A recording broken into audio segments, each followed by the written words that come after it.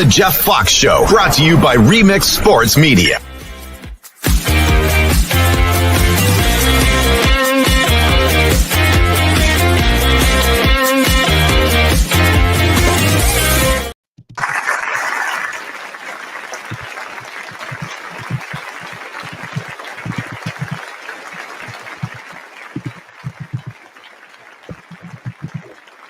What be happening, y'all? What's up, Shawty? What's up, Fitz? What's up? I like your home decorations, Jenny. I like that. I like the home decoration you got going on there with the piano, and looks nice over there. I like it. You know, got to change it up a little bit. Cleaned up nice over there. Yeah, she got that baby grand. I see over there over her shoulder, that baby grand. You know, if y'all be nice, I might go back there and play y'all a tune a little bit. Not a little Nita Baker coming out here this morning on a Friday. What?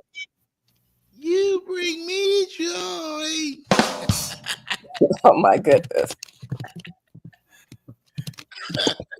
Jeff, it looked like Jenny's broadcasting from her Caribbean home with the baby grand and the bay windows.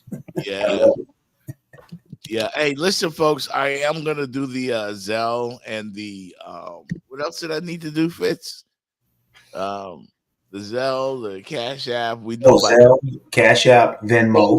Venmo. Thank you very much. Yeah. Y'all could help us out with those. Mm-hmm. And we'll get those in. So you can help us pay the bills. You know what I mean? And also, if you're interested in advertising on the show, you can email us at remixsportsmedia@gmail.com, and we'll get right back to you and help you showcase your brand and all that good stuff. And of course, you can follow me at Jeff Fox, the host. Follow Jenny at Jenny J. Jones. And Fitz, I need to update this graphic here so I can include your information as well. That's what I mean about needing the extra income so we can put a few more folks to work here on the program. You got it, boss. Yeah, yes, sir. So that is the case. But good Friday morning to you guys. How have you enjoyed the past couple of days? Well, I got to play golf yesterday. I had a great round. I had a great time. What did you do, Jenny? I thought it was snowing. I thought it was. Where are you? I can't keep up with where you are, Fitz. He's in Seattle. Where? He's in Seattle. I'm on the West Coast. Okay. This is another job. It's a daytime job. Hey, it's a tough life, Jenny Jones, but somebody gotta live it. Hey. I need somebody to send me a cash app so I can keep up with Fitz. Okay, I'm West Coast. No doubt. Well, last night, guys, I really didn't want to do this, but I am gonna do it. And Jenny's going to point out, she's going to bring him up at some point. And you know what, Jenny? I'm going to beat you to it. Since I know you're going to bring him up. I already put it in the chat. No, on this day in 2003, you didn't put this in the chat. I just did. Okay, what happened on this day in 2003? My GOAT, the GOAT, Michael Jordan, first 40-year-old plus player to score 40-plus points. First NBA 40-year-old player to score 40-plus points. That's right. Okay. Yep. I'll give you that. If you're going to try to beat me, I'm going to need for you to get up just a little bit earlier there, Jeff Fox. I'll give you that. Michael Jordan. You don't have to, why are you trying to give me stuff when I'm just taking it? You can have that. I'm taking it. That was a roly-poly, overweight, rounded Air Jordan because he couldn't fly anymore. So he had to use a faded turnaround jump shot. You know, Ground Jordan. Oh my. it was ground Jordan. It wasn't Air Jordan anymore. It was ground Jordan. Ground Jordan. He was just a bit pudgy around that time when he was 40. And that's your GOAT. And he And can that's still mop the floor with you. Then and now. absolutely. Then and now. So he's- what else you got? Man. That guy's calling me right now. Clickbait. My guy's calling me right now from the DMV. I'm hoping I can get him on. This is live radio, folks. So Mark Graham will send you a text message because I wanted to get you on the program this morning. We are actually live right now as I am going against Jenny J. Jones. I will hit you right back, sir. My friend Mark. Sounds good? Yes, sir. That's Professor G from Baltimore. He'll be hitting this up. I'm going to send him a link right now and have him come on the show because I'd like to get him on for this segment. And you said that's your Eagles guy? nah, that's the guy from Baltimore, Mark Gray, Professor G. Okay. He's in the DMV. He's also a college professor. I got you. And former ESPN host, does a variety of stuff. However, Michael Jeffrey Jordan, yes, he did it at 40. He was the first to do it. 40 points, 43 points in a game. And not to be insulting to him, but he was just up there a little bit. You know, I mean, in weight, not in age, but in weight. He was a big, he wasn't as athletic. So, but that should be even more reason why you should celebrate him. Yeah, no, he's celebrated more than yeah. He's widely celebrated more than any other basketball player ever. But whatever, clickbait.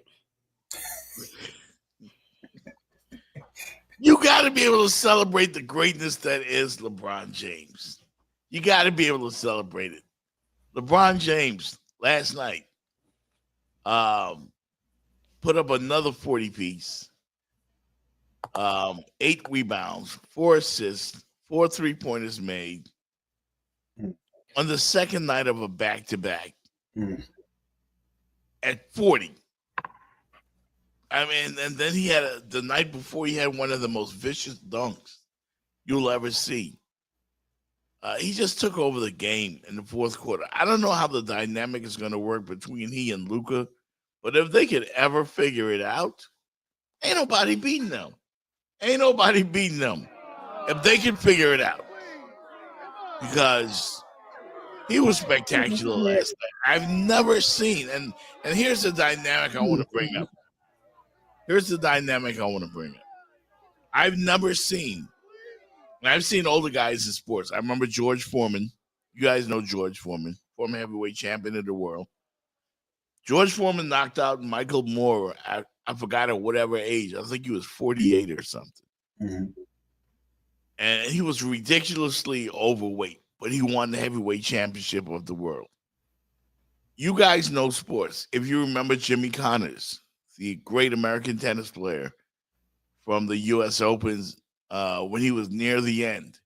Mm-hmm. And everybody was rooting for Jimmy. He didn't win the tournament, but he gave us thrills at an advanced age at the U.S. Open, pulling upset after upset till they finally took him out.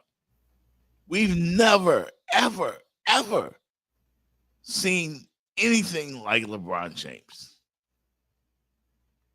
This guy's beating Father Time right now. What he's doing, he should not be able to do. And I've never seen anything like it. Ever. Not in the NBA. Not in sports. NBA. In NBA. I mean, Tom Brady won a Super Bowl at 44. I get that. They changed a lot of the rules in the NFL, though. What LeBron is doing, beating Father Time the way he is doing it, I've never seen it before. And I think that makes him 1A, 1B. It's got to be 1A, 1B. If he's not the GOAT, he's got to be tied for the GOAT. He's got to be. Not tied. How you gonna say 1A, 1B and then say tied? That doesn't 1A, 1B doesn't And that means you can flip it either one of them, Jordan or LeBron. 1A1. You already know what I'm saying. Yeah. Jenny, we're going to be, Jeff is making a good point, Jenny, and we're going to be having this discussion years from now because I think we're going to look at Michael Jordan and LeBron. We might look at them in two different spheres. You may talk about like the 60 he won in 8 years. He won 6 titles. That's like, might be unprecedented other than what Bill Russell did. But to Jeff's point, when you start looking at the totality of a career in the NBA, for sustained excellence from season 1 to season 22 we're talking right now, and being still considered one of the top 20 players, Jenny, that's unparalleled. Because when you go actually look a lot of data, I looked at guys like Elvin Hayes, a lot of great players. They hit like their 12th, 13th year, they just fall off the cliff. Yep. They just boom. And what he is still doing, Jenny, 1A. Makes sense. It doesn't make sense. I mean, you remember old Patrick Ewing in New York? Yeah. Remember old Patrick Ewing? The old Patrick Ewing. They went to Seattle and went to a couple different. That guy. Or Hakeem Olajuwon in Toronto. Like, yeah, you want to see that. Or Joe Montana. Same thing with Shaq. Shaq was on the Celtics. Oh. Do we remember Shaq playing for the Celtics? Remember that, Jenny? He was with the Cavaliers. Then he's with the Celtics at one time. It was sad. Yeah. It was sad to see. LeBron could do this literally another 5-6 years if he wanted to. He can be playing with both sons. Bryce is right around the corner from making it to the NBA, and from what I hear from people, Bryce is better. That's what I'm seeing, Jeff. It looks like Bryce, he looks better than Bronny. Yeah. So, I've never seen anything like LeBron, and I think he's got to move up. Like, Rodney the intern says Bron is number 2, right? You got to be able to move him up. He's got to be able to move at least into the same penthouse as Michael Jordan. Okay, so let me say this too. Your quote unquote presidential candidate for 2026, or not 2026, what are we, 2025, 2029, your presidential candidate, Stephen A. He don't know. Still calls Michael Jordan the GOAT. He don't know. If we ever go. Oh, he don't know. So he knows about being president, but he doesn't know about NBA. Stephen is hopeless. You got more flip-flop than a fish. One day you here, the next day you there. So I've had to battle this gentleman about the whole Michael Jordan, LeBron James, and I don't want to turn this show into that. I'm just acknowledging the greatness. Well, let's just leave the conversation there. Let's take the conversation there. You keep wanting to do 1A, 1B. Jenny, what he did last night, Michael Jordan could not do consistently. That LeBron James is the only guy ever now to have multiple 40-point games at the age of 40. That's insane. And the problem with people who love Michael Jordan, and I get it, seriously, they don't want to let that go. And they don't have to let it go. I tried in vain to talk to Stephen A. about this, to get him to see it. But he refused to listen. He just refused to listen. Oh, nobody can be better than Michael Jordan. Michael Jordan's the greatest thing. 6-0, 6-0, 6 MVP. He didn't want to hear it. And I was coming to him with facts. Well, what happened in Dallas then? They keep going back to the same thing. Meanwhile, it's year 22.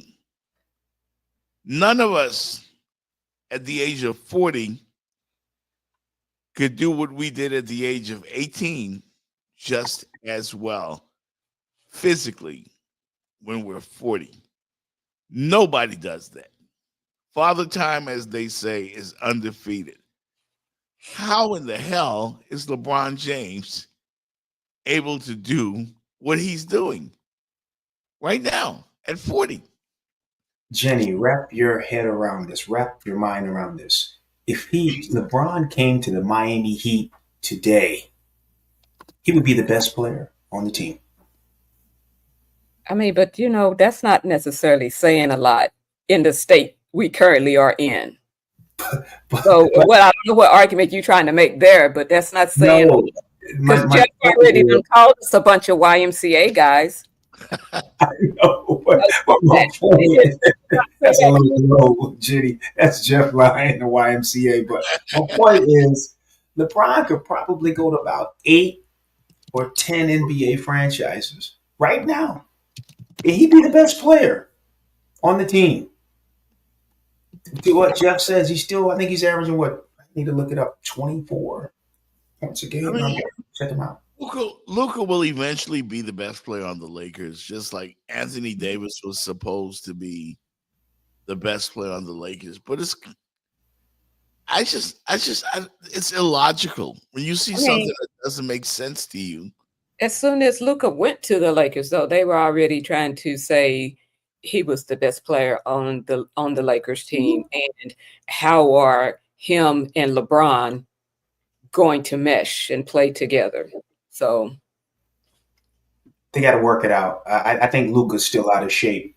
I think he's still out of shape, Jenny, but they're going to work it out. I'd give them another 10, 15 games. They'll get it worked out. I mean, the Lakers have to play Denver next, and they're far from being cohesive as a unit. They'll probably get slapped all over the place against the Nuggets. That's been their kryptonite the last couple of years. Luka owns the Lakers, and not Luka, the Joker, the Joker. Yeah, he owns the Lakers. And even with Luka on the Lakers, I think Denver is still going to own the Lakers and beat them until they figure it out. Mm-hmm. But individually, in terms of sheer greatness, LeBron James is unlike anything we've ever seen before. Jeff, and that's got to stand for something. Here he's at 24.7 points a game, 7.7 rebounds, 8.9 assists, 51.6 from the field. Wow. That sounds like a all-star.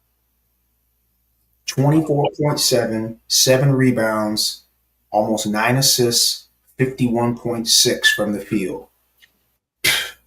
Mic drop. Yeah. Oh, I mean that's the guy's 40 and he's his son is on the bench. On the bench, he should be giving him some Bengay or something or rubbing him down. Like he can still do what he did 22 years ago. The numbers are the same. I mean, you want to talk big three? Look at Chris Bosh today. Look at Dwayne Wade today. They're old. LeBron is still LeBron. When is he going to get old? When? We saw Father Time beat Muhammad Ali. We saw Father Time take out Bjorn Borg, Serena. Name every great athlete you know. And it eventually will take out LeBron James. But when? And also, but you look at too, how many complete 82 game seasons? I mean, how many complete season, 82 games did LeBron play as well? I mean, versus Michael Jordan. You know what? I'm just gonna stop. You know what? All hell LeBron James, because clickbait co-host is not gonna let it go. But I'm still on my Michael Jordan goat. Yeah, that's fine. That's fine. I'm gonna bring in my good friend, Professor G from the DMV. Hi, Mark. What's up, JJ? How you doing, girl? Happy New Year. Same to you. MLB, up, bro. Nice to meet you, bro.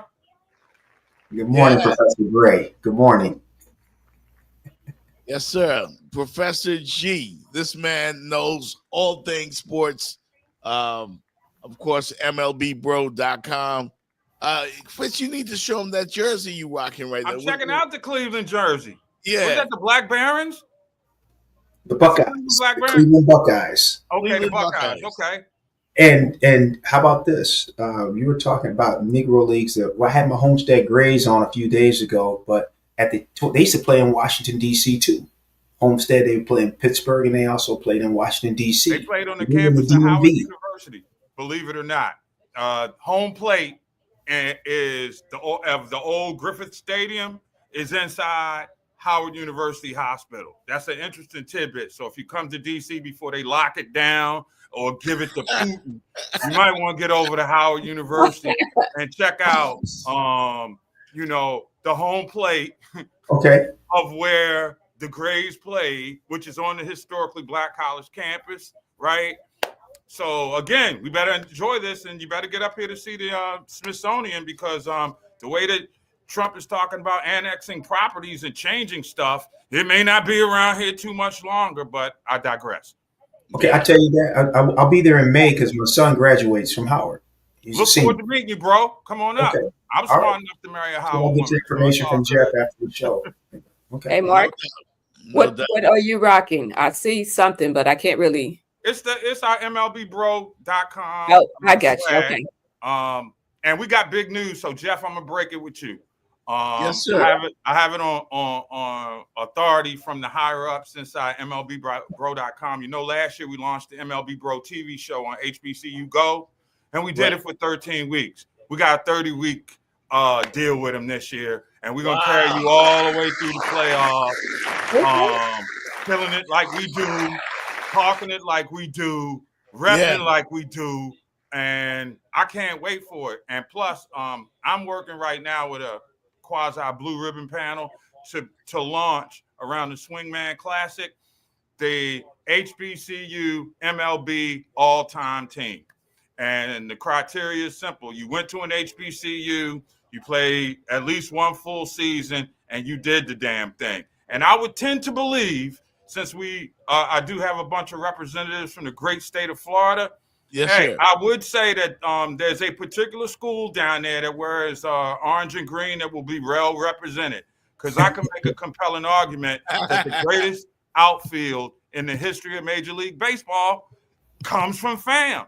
I mean, how many teams can put Vince Coleman, Marquise Grissom, and to me, the greatest black college player in the history of Major League Baseball, Andre Dawson, in the same outfield? That's FAMU alum, y'all. Yeah. Represent. Now, I've been one of the harshest critics of FAMU for some of the nonsense, but their historical athletic football legacy is second to none. And their HBCU baseball legacy is right up there with the elite. So I will tip that for you. I'm hard pressed. And again, it's a panel thing. It was a concept that I had up. I got a bunch of guys, black college nines, JUCO coaches, former players that are on this thing. And so be looking for that to really drop somewhere in the neighborhood of Major League Baseball's All-Star game as we move towards the Midsummer Classic. So I'm kind of pumped about that. No doubt, man. Congrats to everybody. Yeah. Congrats. So, hey, one thing about it, I got to give Rob Parker and J.R. Gamble their props, because this is definitely a labor of love, and it's jumped off, and we've been here for 5 years, so check us out. And I'm glad to see other brothers are getting into talking baseball too, because that's what we're going to have to do to bring black fans back to the game. Black Because fans. quite frankly, man, I'm kind of disappointed with the Players Alliance and the superstar athletes, because they get into that clique, and it's like you kind of forget that part of what you're supposed to do is be an ambassador to bring the history with you to the face of the new generation. And we got to get more former black baseball players, tremendous stars who've been overlooked to coach, the kids up on the proud history that we have in America's national pastime. You look at the Negro League players, Jeff. I mean, you think about it, bro. Them dudes were very educated because they were all pretty much going to HBCUs. Right. Number two, they were incredible businessmen, as Fitz was talking about, when you're Rube Foster or you're saying, whoa, we got to find a way to make money. Let's move from Pittsburgh and play games in DC. So you talk about innovation of baseball business, innovation of baseball players, changing the personality of the game. I mean, people are forgetting our history in this game, and we can't let them do that as they try to erase other forms of history from our, personal mental hard drives. Yep. Definitely doing that. Doing that. Somebody's got a television or radio on somewhere. If one of us could either turn that down just a little bit, because I don't want folks to miss any of this information that's coming from Mark and the fine folks at MLBBro.com. We're so happy to have you on the show, man. And I was just talking to Jenny and Fitz here about LeBron James and Mark, you've probably been doing it as long as I have. Have you ever seen anything remotely close to what he's doing at the age of 40? And I brought up George Foreman. I brought up Jimmy Connors. I brought up Tom Brady. People who have excelled at the age that they shouldn't be doing what they're doing. Like, this is ridiculous. Yeah, it is. I mean, I looked at LeBron go from 15 feet out, soaring with a tomahawk dunk at 42 years old. And at 40 years old, which is amazing. Yeah. About 5 days after, I saw Anthony Davis buckle under and he wasn't touched.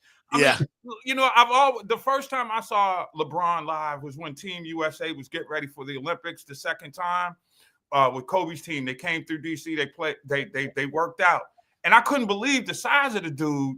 And now I'm looking at him. He's bigger, and he still is athletic. It's just an amazing feat. And I never thought I would say this, but if you put him out there just physically, LeBron probably is the greatest all-around player ever. And I used to think it was Allen Iverson, pound for pound, and then there was Jordan, who's, for those of us who were covering the league at that time, is just somebody you never would disrespect. But the more and more I look at LeBron James, there's no doubt he's the greatest player in the history of the game right now to me. The stats back it up, his consistency, and most of all, his commitment to the game. And this is what pisses me off with this new generation of self-centered branding opportunity, trending topics, celebrity types that don't give back to the game. As much as I love watching Anthony Edwards, Ant-Man, he says he's never going to participate in a dunk contest. Yeah. Bull fertilizer, bro. Michael did it. Michael and Nate gave us one of the greatest ever, and Nate got robbed. You know, we've seen Vince Carter, man. And these dudes, which is, as a college professor, I deal with all the time, kids don't have an appreciation or reverence for history. And when you don't know your history, you don't appreciate how far that the game or the platform that you are on is doing it for you. And they better listen to old school Kevin Garnett. I saw his podcast the other day where he was talking about how God bless Jimmy Butler for executing his, departure from Miami. But the damage long-term to the future is gives the owners cachet right now to go back to the negotiating table and say, we'll lock you out. We're not giving you guaranteed contracts. And you look between the load management and the emphasis on fewer back-to-backs and all that, we've changed everything to make these guys babies. They're well-paid, guaranteed paid babies. And we got to stop this nonsense from destroying the game, because the NBA All-Star Game weekend used to be must-see TV. It was it stopped what you were doing on that Sunday. I found myself more compelled by UConn's victory at South Carolina that day in women's basketball than I was with the All-Star weekend. I'm a women's basketball fan. I love it dearly, but it should not usurp the All-Star game. And Adam Silver is going to, and there's going to take a really aggressive old school owner to call him out about it. So I'm very concerned about the future of the NBA because I think the egos are running the show, and it's not in the best interest of the fans or the game. No doubt about it. Listen, guys, I gotta hit a quick commercial break. Mark, can you stick around and Hey, I got you, bro. All right, man. We'll be right back here on the Jeff Fox Show. Mark Gray, MLBBro.com is in the house. We about to have a dope discussion. Stick around. For the best in your auto transport needs, check out Express Auto Recovery in Miami and Fort Lauderdale. Why choose us? We provide nationwide coverage, fast and reliable service, competitive pricing, transport to any freight forwarder or dock of your choice, auction house experience, and we provide excellent customer service. Express Auto Recovery. Call them today. 786-858-0369. That's 786-858-0369. They provide towing services, accident towing, roadside services, tire change, transporting, towing, and they buy junk cars. Cheap prices, licensed and insured, fast and reliable services.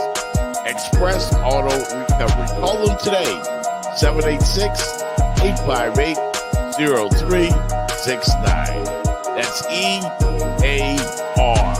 Express Auto Recovery. Tell them you heard it first on the Jeff. The City of Miami Gardens presents JITG Music Fest, March 8th and 9th at the Hard Rock Stadium, starring New Edition, Tony Braxton, DJ Cassidy's Pass the Mic Live, starring Ja Rule, Fat Joe, and Remy Ma. Just left the big house to a big Slick Rick and Dougie Fresh. Dougie Fresh, y'all. Get ready for the return of Beanie Man. Escape, Coco Jones. Ty Tribbett, Kim, True Hill, DJ Nasty's Miami House Party set featuring Uncle Luke, Dougie Fresh, Young Jock, 69 Boys, Paul Greasy, Mike Smith, Pretty Porcelain, and more to be announced. Also, a special set featuring Miss Lauryn Hill, Wyclef Jean, YG Marley, Busta Rhymes, with special guests Doechii, and many more. JITG Music Fest, March 8th and 9th at Hard Rock Stadium. Tickets at jazzinthegardens.com. Presented by the Black Promoters Collective and the City of Miami Gardens. Jax Hayes, LeBron's got a head of steam. Here he goes, backhand layup. I feel bad for Anthony Simons. 11 to shoot, plenty of time. First minute here, the second quarter. LeBron left hand as well as the righties. 1 for 6 in the other. They're just 2 for 12 from beyond the arc. This evening, Lakers are 2 for 11. It's all happening inside the arc tonight. Another one from LeBron. Come on, man. Come on, man. Welcome back to the Jeff Fox Show, everybody. We got a full house today. Fitz Davis is here, the great Jenny Jones, and, of course, my main man from the DMV, Mark Gray, joining us. And we've got a whole lot of stuff to run through. You just saw it just now. That reminded me of when my dad used to take us on the basketball court. And he was just bigger and stronger than all of us. You know, we were about 5, some of us like 7, 8, or 9 years old. And he couldn't play. He was just bigger. So he would just play bully ball and back us down on the post and shoot over us, right? He can't do nothing about it. That's what that looked like LeBron was doing. He's 40. The rest of these guys are real legitimate NBA players, and they could do nothing with a 40-year-old. Make it make sense, man. Make it make sense. You know, load management. I mean, it's a factor, but like I said, I'm not going to take away from the great things my going on because he is just amazing. And like we were saying, like I guess Jeff was saying, playing better than his teenage son. But his son was never his caliber, you know, never his equal. What sport are you? I don't even know if that potential is there for him to reach the heights of his dad. Just looking at how he's starting out now. Right. What sport are you 40 that you're better than damn near everybody else in the league? Golf, And mate. you're 40. Like, Golf. that doesn't happen. Golf. Remember when Tiger was 40? He was like that. He was. Yeah. But when you're 40, you're supposed to be dropping off. And man, I tell you what, if I had this money or anything close, I'd probably put it in the budget for the hyperbaric chamber. Because we all know that he's at a hyperbaric chamber, and I don't know what goes into a hyperbaric chamber, but whatever it is, if it's got kids that's doing that, maybe Zion Williamson ought to buy 2, so he can stay healthy. Man, it's crazy. See, Dr. Gray, I'm with you, Dr. Gray, when you talked about what the NBA is probably going to do in the future. Because if you watch what LeBron James has done, I know Jenny talked a little bit about load management, but again, he's in his 22nd season. You talk about who is the young star. You take away Durant, Curry, and LeBron. Let's take them off the chessboard. Who is the young American star that the NBA can build around? And I'm like you, Dr. Gray.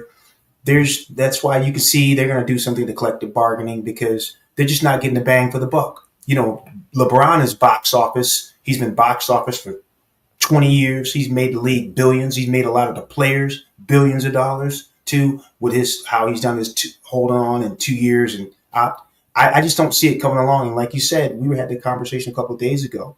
They're building brands in women's basketball. And we watch how the men's college game, there's just no stars. And we're finding the women's game is more intriguing with the stars. And I'm with you. I think NBA is going to have a problem. It's coming up. And I don't think they're going to be able to run away from it. Yeah, last And Sunday I think that I'm hating. I'm sorry. Let me say this real go quick. ahead, Jenny. Go ahead, because I will yield the floor to your greatness. We're in the age, though, of load management.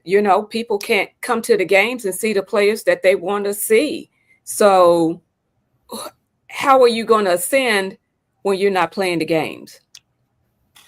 There it is. There's the interesting juxtaposition where I think now Adam Silver's got to stop trying to be a bit of a friend, a homie to the players. He knows that he can't distance himself. He in a really precarious situation because the players drive the TV ratings, the new TV contract, which I think could be more detrimental than helpful.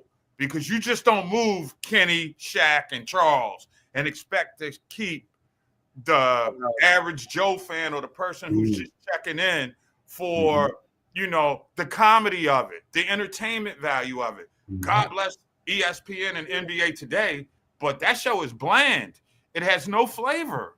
And as much as you want to watch it, you still, in their daily programming, don't get the insightful analysis as well as the color that goes with it to make it a much watched thing. They caught up in basketball. They caught up in, timely humor. So when you start taking away these little pellets, you got load management players sitting out, they can't play. Guys are falling. I'm still trying to figure out the center from Charlotte. He gets traded to the Lakers and fails the physical, but then when they play the Lakers, I'm seeing him dunk on people. Dude, I don't know the NBA that I'm seeing right now. I really don't. Other than the fact being here in Washington, where the team is historically bad at legendary level, I know what I can get out of them. Right. I get that. But the rest of the league, man, I really just don't understand where the character of the league has gone. Say what you want about Michael and what he was doing off the camera. He was an ambassador for the game. Magic and Isaiah used to collectively get together in the huddle before the game, one repping for the East, the other for the West. Hey, look, we're going to give them showtime till the fourth quarter, and then we're going to play. We got guys showing up right now just to sign sneakers, just to show off, all the fat stuff that they got from the Olympics when they was chilling on Gucci Road. And it's not in the best interest of the game. I'm pumped about the playoffs because I'm a Knicks fan, and I think we can, make a decent run this year. But if you don't have a dog in the fight, That's a lot of TV rating numbers that you're not going to have because fans are disgusted. If you're a fringe fan that doesn't have a team there, you ain't watching. You know, and too many other options on the floor. So Adam Silver is going to have a come to Jesus meeting with the NBA Players Association, and they're going to have to look some young men in the face. Or, as the dearly departed John Thompson once said on his radio show here, and he said it before Larry Brown brought back the bronze medal the year that his Pistons won the NBA title. John Thompson said, if the Americans didn't go over there and win that gold medal, you were going to see a change in the complexion of the league. They went over there and brought back bronze, and the floodgates have now opened to foreign players who want it, who are just as good, sometimes more athletic, and they know how to play the game. They're going to give you your money's worth. And American players, and this is the dilemma that you face with NIL. Guys are coming into the league set for life. Yes. You ain't as hungry as you once were, thanks to NIL. That's a big, big factor that I don't think psychologically anybody is tapping into. And it also puts organizations in position. How do you pick your coach? Does he have to be a player's coach? Can he massage shoulders? Can you be a hard ass like back in the day? I mean, this thing's out of control, man. It's almost like the NBA has become secondary education. You know, the kids have all the power. The teachers can't do anything. And at the end of this day, when it goes wrong, it's always the school's fault. And that's the same thing with the league right now. And they gotta take control of the game, because what they're going to do is end up outsourcing basketball for an easier employment crew, and they're going to miss out on great players. And fans are going to turn their backs on it. And now you're giving me women that are giving you 150% every night? Yep. Wait till the summer. You know, give me good basketball, and I'll wait till the summer. Brilliant analysis, my friend. Brilliant analysis, which is why I made the call to you today. I just want to say one thing really quick, Jenny. The reason I asked Professor Gray on the show today was because last night, and I've been to a couple of Florida Panther games. I really have no interest in hockey. But last night, I couldn't help, because the whole country was talking about this game, the USA versus Canada. Professor Gray, you went live. You put out a little snippet which I saw, and talking about the game, about how fired up you were for this game. And because of the success of the international game, the Canada versus USA, the NBA now it's been suggested that the NBA look at what hockey did and maybe try to parlay that into what the NBA's problem is right now. The guy's not loving the game. These hockey players love the game. And it showed last night, and the whole country, even if you were a casual hockey fan, you were aware of what was going on last night. Could you elaborate on that for me? You know something? It's funny you mentioned that, because I've been thinking about it since I'm old enough to remember 1980 and the Miracle on Ice in Lake Placid.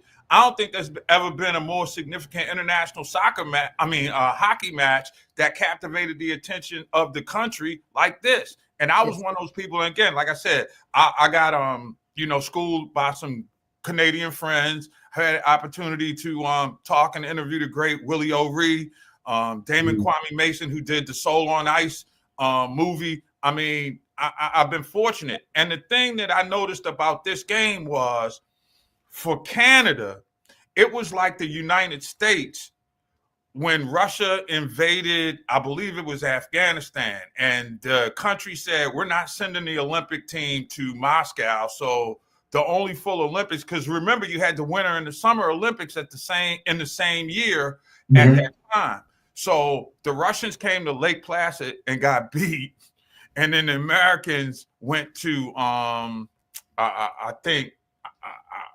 forgot what the next one, but the moral to the story is, this was as important a game at this moment in history for Canada, away from the ice, like the 1980 Miracle on Ice was bigger than that because of the Cold War.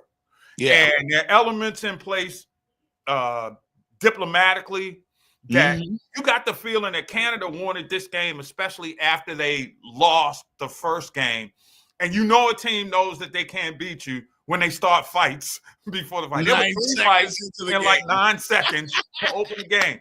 Probably threw Canada off of his ilk. And I would have suggested that they should have played that first game without the fight, saved it for the second one, and that might have been the one when you wanted to play it. But Canada had to win this so they didn't feel internationally respected. Right. And this was a moment that would have shattered the nation when you start talking about all the political things that have been coming out of the mouth of the president as it relates to tariffs on Canada. That is a big, big thing. I would argue that hockey is to Canada what pro football is here. Yes. There was no way Canada was going to lose last night, and I think they relished the notion of going in Boston, which is one of the toughest and meanest places in the United States, and they went down there and they shut the crowd down after Team USA took the 1-0 lead. And when it got to 2-2 and it went to overtime, I was telling my wife, Connor McDavid is going to win it. Boom, there it was. So you got clutch players that want to play. What's the saying?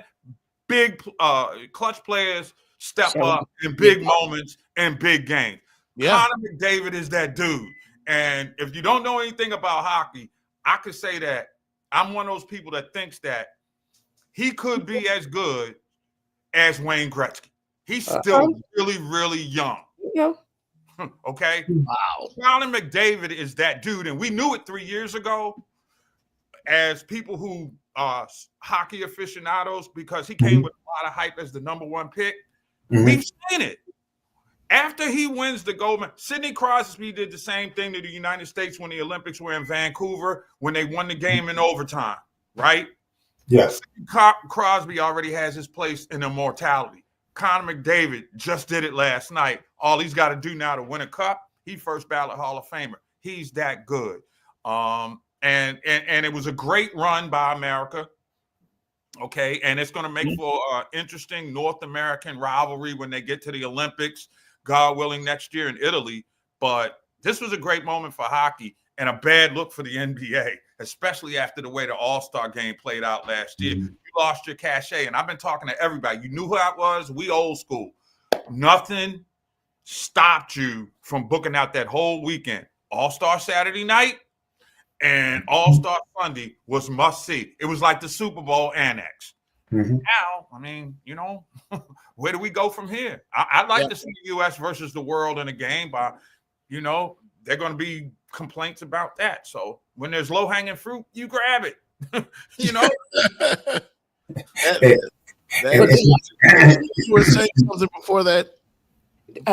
Do you think the NBA's expansion into some of these other countries, you know, like how NFL is taking their games to all these different countries and just exciting the fans, and you know, if you think that can bring it back?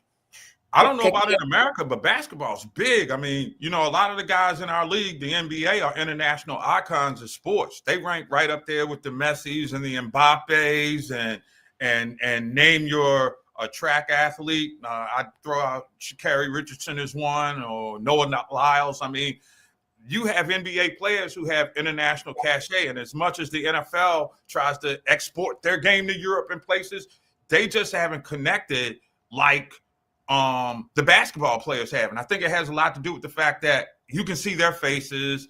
Europe is a lot more embracing, more almost like Southern hospitality type stuff. You know what I'm saying?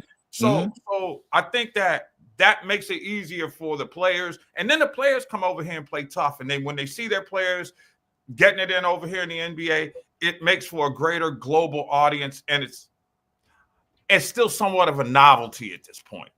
When the novelty wears off, what will sustain it? And do we get away from an NBA to an international league or whatnot? Because there have got to be major changes.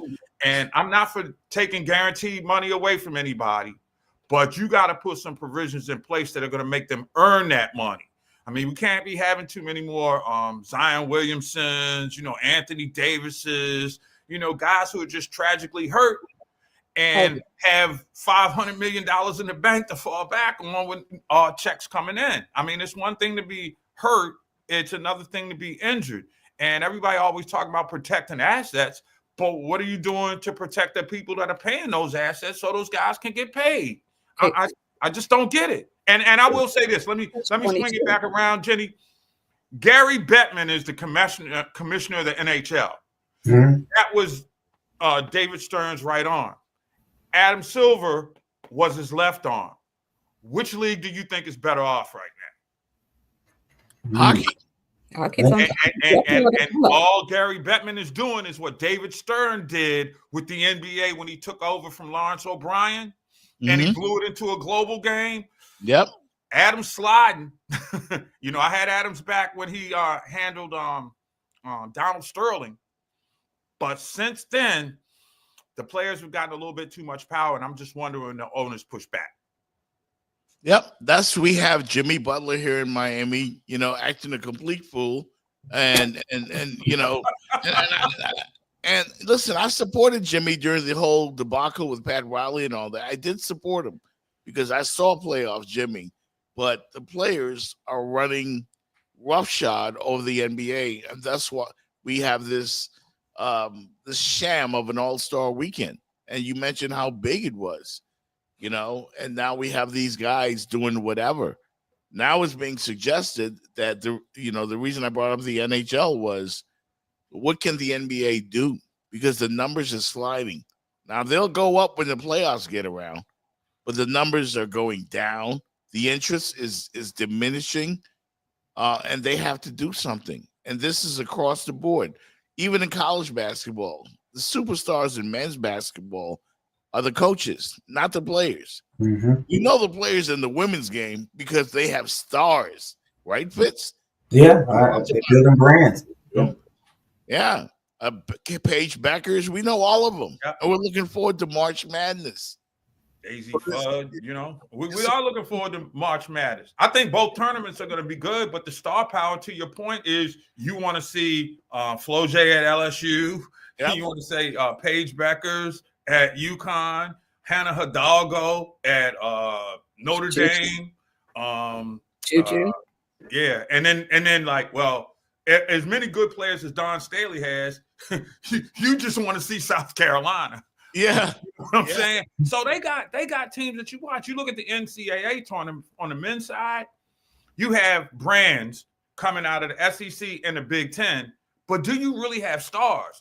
Nope. As good as they try to sell me on the big guy, Jonte Broome at Auburn, he hadn't really connected. There's not a dynamic men's player in the game. You notice there's not one person that must see TV in college basketball. Just one. Yeah, we talked about that, Dr. Gray. We said you take the kid from Duke out of the mix. Okay. Yeah. Can we even name the top 3-4 basketball players in college basketball? And if I may segue, Dr. Gray, to your area, I grew up on the East Coast. And in your area, Maryland, Georgetown, the Bullets at that time, amazing basketball team. What has happened in the DMV to where basketball is just not big in that area anymore? It is big. The problem is the best players in high school basketball, because if you look at the demographics of where most of the players from America come right now, it is still in the DMV if you look at the demographics of the association. But what happened was on the college level, the two cachet programs were University of Maryland and Georgetown. Unfortunately, it didn't work out for Patrick Ewing, and that set Georgetown back. But they're coming back. They're going to make a run at the NCAA tournament this year. The Big East is kind of tough, but Georgetown is certainly getting back. Maryland, on the other hand, had a failed coach in Mark Turgeon who quit on the team. It took Kevin Willard a year to get his program in place and to go out and recruit. Maryland is a scary team in the NCAA tournament. I could see them winning 2 games or 3 games in the NCAA tournament and making it to the Sweet 16. So that is back in the area. But when it comes to the pros, I will say this. Over the course of damn near 50 years, there may not have been a more incompetent or inefficient professional sports organization than the Washington Bullets slash. It has, yo, I'm going to be honest with you, man. They have been so bad. We were happy that they were moving to Virginia, okay? We was just like, okay, we can just stay here and not watch the games or whatever because it's that bad. I mean, I don't understand it when a team has been – and this is a basketball town. Because this team doesn't win. Yeah. All right. And it's just like I can't watch, you know. And I remember Elvin Hayes. I remember Wes Unseld. I remember Bobby Dandridge. Heck, Bobby Dandridge shooting hoops in before Bullets practice on Bowie State's campus when my cousin played football down there. So, you know, I want to see them win. This is at the core of Basketball City. Great to have Jaden Daniels back. Want the football team to make a run. Baseball is you know, they won't spend any money. This is a hoop town. Hoops town. It is a wonderful, wonderful. It's a pretty good sports area, but when hoop teams are winning, it's a little bit something different. And there is a buzz with Maryland threatening the Big Ten regular season title, Georgetown possibly playing for at least a bye or a double bye in the Big East tournament. So basketball hadn't gone away. It's just that shroud of incompetence by the Wizards kind of paints the whole picture. And if you start looking around the league, how many players from the Wizards are having an impact on other teams? See Daniel Gafford, you know, see Russell Westbrook, see Jordan Poole. I mean, you've got these players in, but you can't find nobody to help coach and win it. People have been complaining about the Philadelphia 76ers and them not and their process not working. Washington doesn't have a process. All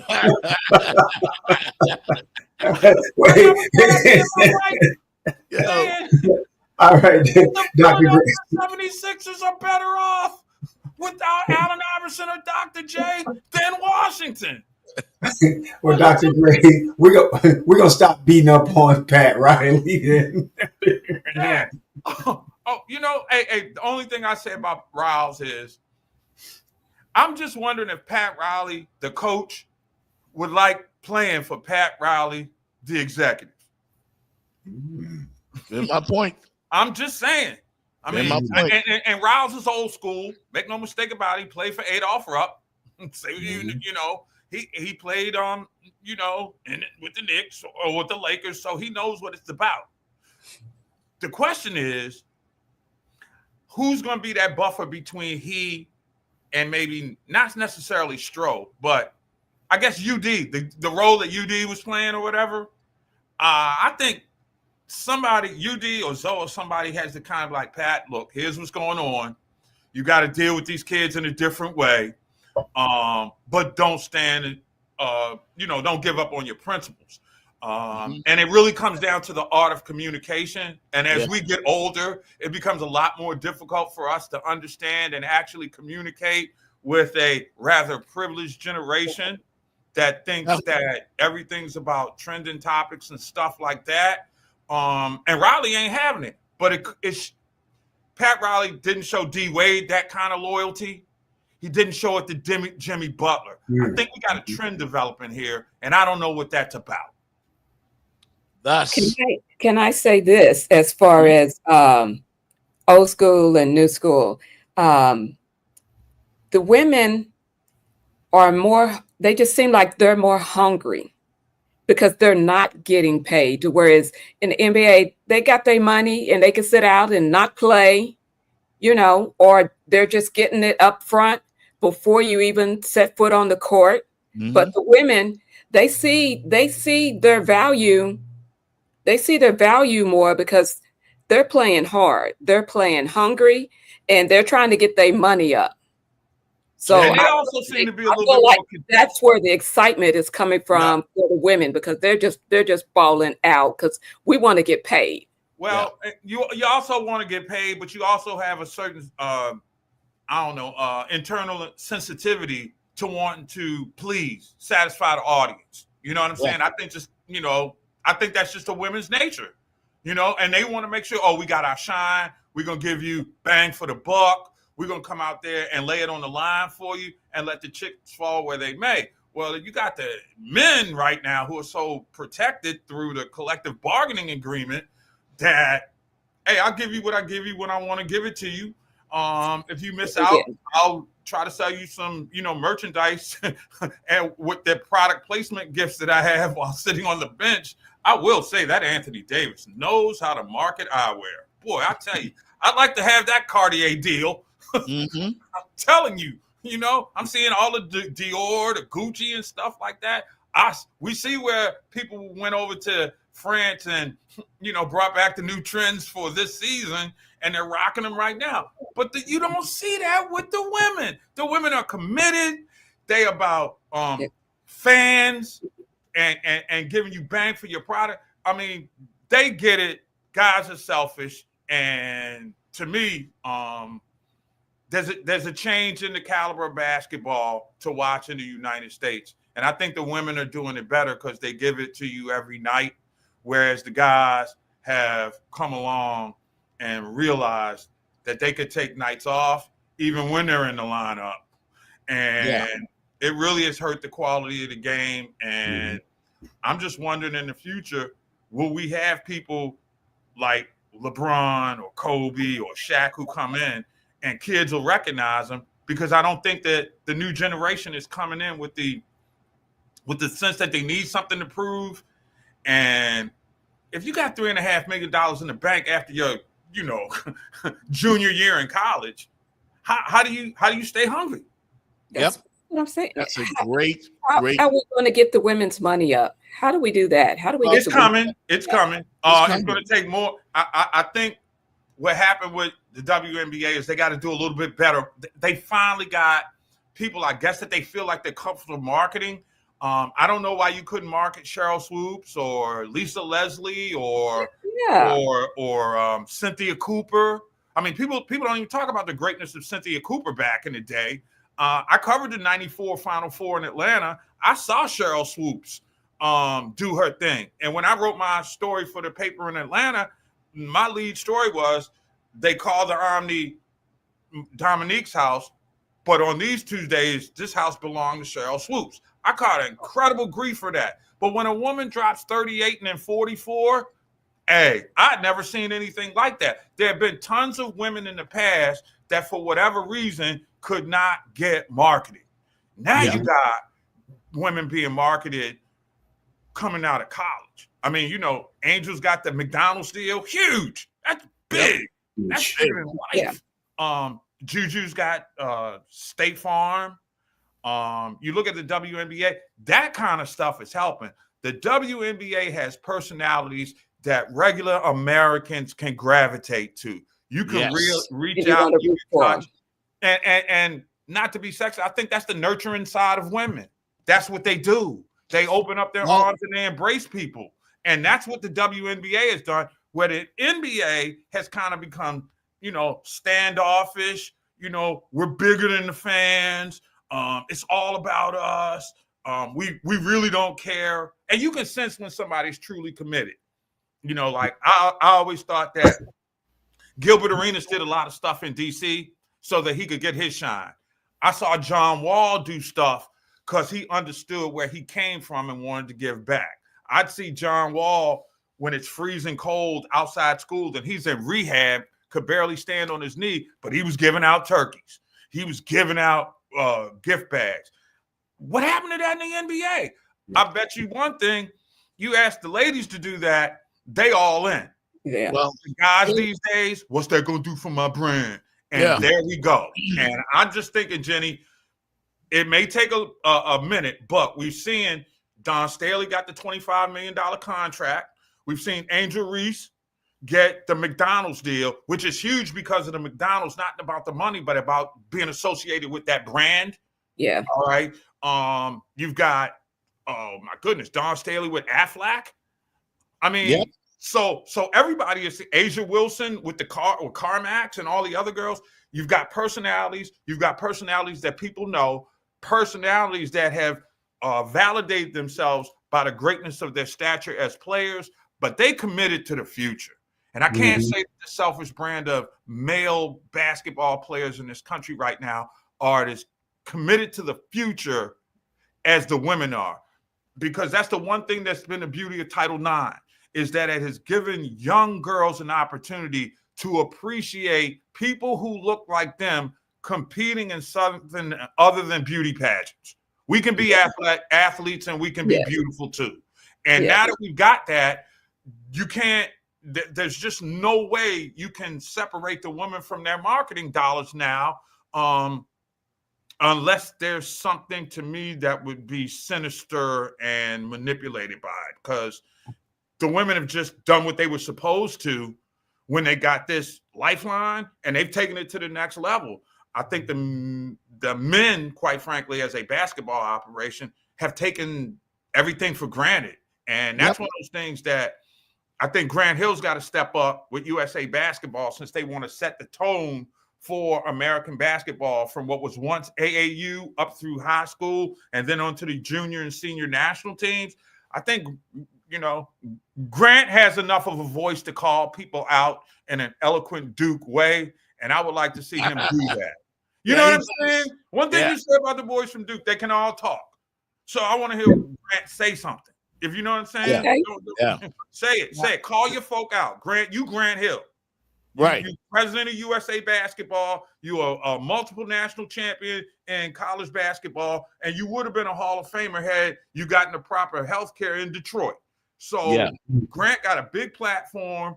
I think Grant Hill is the steward to fixing what's wrong on the men's side. And I think if they collaborate with the women, we could still get back to being that dominant force in international basketball, but we'd have a better product for our fans who are paying. And we would also have a future where you are grooming American players to take the torch for the personality to keep the fire burning. But, you know, I just got ideas. You know what I'm saying? And I got a few bullet points I'd like to share. So if anybody wants to listen, I'm all in. Here's what I gather from, you know, what we've gotten from all of you this morning, which is that the women's game is going all the way up, like Fat Joe said, all the way up, because they're set up from Angel Reese and Caitlin Clark, bringing in that fire from the college game to the WNBA. We saw the record crowds last season. That's only going to continue because they've got Paige Beckers coming, they've got Juju coming, you know, and then they've got this unrivaled league that they started. The women are hustling. Like, look at it like Irv Gotti back in the 90s, the hip-hop days. Women are hustling. You know what I'm saying? They're giving the fans what they want, which is bright in competition. The future is bright, and the dollars are following them. They're getting contracts everywhere you look. You know, they're endorsing products. They're hungry. And then the NBA's problem is they got the money already. And they got the money, and it's like, you can't talk to me. It's the NIL culture. Yeah, it's the culture of professional sports. I don't know if it's ever going to get to the point in the NFL because the NFL don't guarantee contracts. You know what I'm saying? So as long as you got NIL money, and you say you get what, a $25-50 million deal as a rookie, are you inclined to go beyond that if you don't have to? No. So, but the women, as has been the case, as you know, we built this country, have always been on the front lines, and they've been hidden figures in the game, right? Yeah. In basketball, ain't no more hiding, y'all. They here. And more often than not, when you have a group of organized women together, sorry guys, when you have a bunch of organized women who are on a common ground, focusing on a singular solitary goal, they make tremendous moves in a short period of time. Organization, dedication, focus, accountability, right? Most of the time. That's what they have. Dude, we got guys who are characters. I mean, that's just what it is. I mean, you know, characters from the top down. And I think the international players bring character to the league. The players from the United States are bringing a character for branding purposes to the show. Just not working, fellas. We got to do better than that. And I think, you know, I like when I hear Charles call people out. I like when I hear Stephen A. I mean, those are the dudes that they're listening to. And they just going to have to be the ones that lead them, shame them, humble them, piss them off, And then, all right, well, show up on the floor and shut me up. That's the Yeah. thing you do to keep us talking heads from getting after you. Play like LeBron. All right? Give me Patrick Mahomes every night except the Super Bowl. Yeah. Hurt. You know what you're going to get with those guys. You really don't know what you're going to get on any given night, because you were talking earlier. How many bad basketball games have we seen, which are like 20-point games in the first or second quarter? If I leave you at halftime with a score like that, chances are there's another entertainment option for me to watch. Gonna come up. Back there, and the league has not addressed that, because I keep seeing these blowout games. And just monitor this for the second half of the season. Blowouts on national TV when you're the only. We don't want to see blowouts. Bad. Competition. Bad basketball. Bad basketball. It's bad. And there's bad basketball because Dr. Gray, I'm just going to push back though. A lot of bad basketball is because of the coaching that they've been receiving since they've been in their early teens. Those AAU, they just let them go up and down the court shooting. Like you mentioned, John Thompson, a disciplinarian who was about fundamentals and such, Dean Smith. These guys were not only would they allow the player to mold into or see his future or his accomplishments, but they gave him fundamentals, man. And like you said, we're watching these NBA games. They're just going up and down on the court. There's some fundamental issues in basketball, men's basketball, that are going to have to be addressed to catch up. Because the women are much more fundamentally sound. This is going to sound like blasphemy. This is going to really sound like blasphemy to a lot of people. But Steph Curry, as great as he is, as much as we loved him on USA basketball, and putting people to sleep and with the gold medal performance and all of that, has single-handedly ruined men's basketball in America. Wow. Steph Curry has done it because everybody wants to be Steph. The three-point shot has destroyed the game. It's made the NBA almost unwatchable. And you cannot tell me that on most nights you will not sit there and watch an entire NBA game, because you just said it. It's a 25-point lead at the half or the second quarter, and by the time the fourth quarter rolls around, the other team has found their rhythm and they're back in the game. We see that repeatedly because everybody wants to be Steph Curry and shoot from a half court, and it's unwatchable. But the coaches let them do it, though, Jeff. I'm with you. But the coaches have allowed this to happen using the analytics. And we saw Steph and Clay, two originals. But Dr. Gray, I push back on the coaching. Well, that's part of it. But I think what it is that the American basketball philosophy has sort of capitulated to what they've been doing in Europe all the time. And all it took was that bronze medal right, by Larry Brown to validate that we're going to start bringing in more stretch four, as we used to talk, type players. You have to be able to hit a perimeter shot now if you're a big man. I mean, you look at even the 7'6" Wemby is knocking down threes. So what has happened is, and I heard, I'm trying to remember the coach, Denny Crum. Denny Crum said this once. Louisville. Yeah. He said that he hated the three-point shot because it was cheapening the game. You were pushing the game back away from the basket and making it more difficult to score, and people want to see offense. And this was like at the time where, I guess, the early 90s. And I heard that, and I think we were talking at the Final Four in 91 in Tampa, and I was like, wow. I was like, that's old school. But here it is.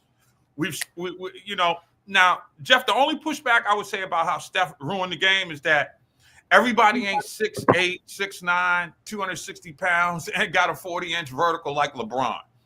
There is a place for smaller players in the game, and they would have to be shooters because you don't want them to run into the trees. You know what I'm saying? Yeah. But the whole notion of just launch three,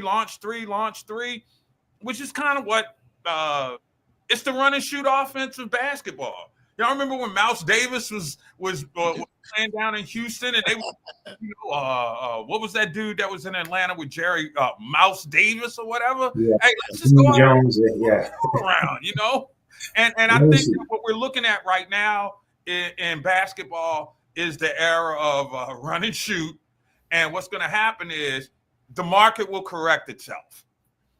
It better. We may get around to see it, but I'm saying because that NBA Africa League, keep an eye on that. A lot of talk, a lot of bigs, a lot of versatile players. Their first sport was soccer, so they're going to have amazing footwork when they come into the league. They're big, and you can take, coaches will tell you, I can't make a ball player an athlete, but I can make an athlete a ball player. And that's what the NBA is doing right now with NBA Africa. And I'm looking, and I'd say in the next 5 years, I'll set the over-under there, that there will be a 50-50 split between the United States and international players, not just defined by Europeans. I'm talking about European. Keep an eye on NBA Africa. You're going to start seeing a lot of bigs, very athletic, to come out of there, and they're going to be like the stars of the future. I don't know what direction the philosophy of the game is going to go because some people like the shooting and the 3 points of it. Other guys like back it into the back. I'm anxious to see how it plays out. And to your point about developing players in that lower level, that what was once known as AAU, now we call it travel team ball.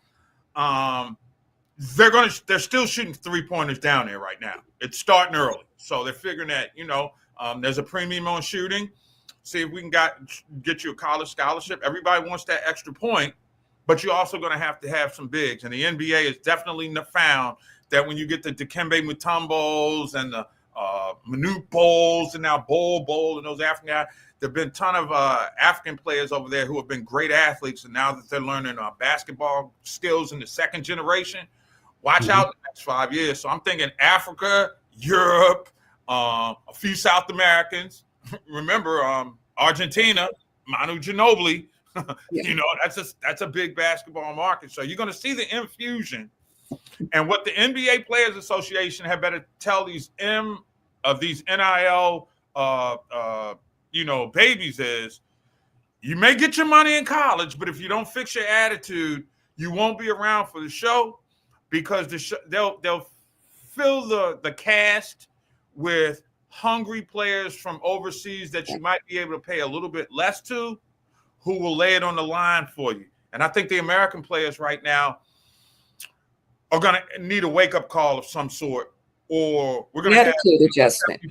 International league, like we've seen with Major League Baseball, when you can go to the Caribbean or destitute countries and get players for the cheap. When you get 3 Juan Soto types, and who's going to come in and be healthy and play and do what he got to do there, and instead of having I'm waiting for Josiah Gray to turn the corner, but he can't stay healthy here in DC. So you're going to look at a whole lot of players, and if we get into a business world, it's got to be cost management. If I can get 3 of those guys, I know 2 of them are going to be healthy. I can sit one down, as opposed to being in America where you got these guys that you counting on because you paid them, and they can't get on the floor, and they're going to do things to protect themselves through clauses and collective bargaining agreements. I can't play because my quad's been hurting for 3 days. Suck it up and ball, dog. It's a kid's game. It's a kid's game. And if you in the day and time of work smarter, not harder, and I've already got the money, so why do I need to work hard?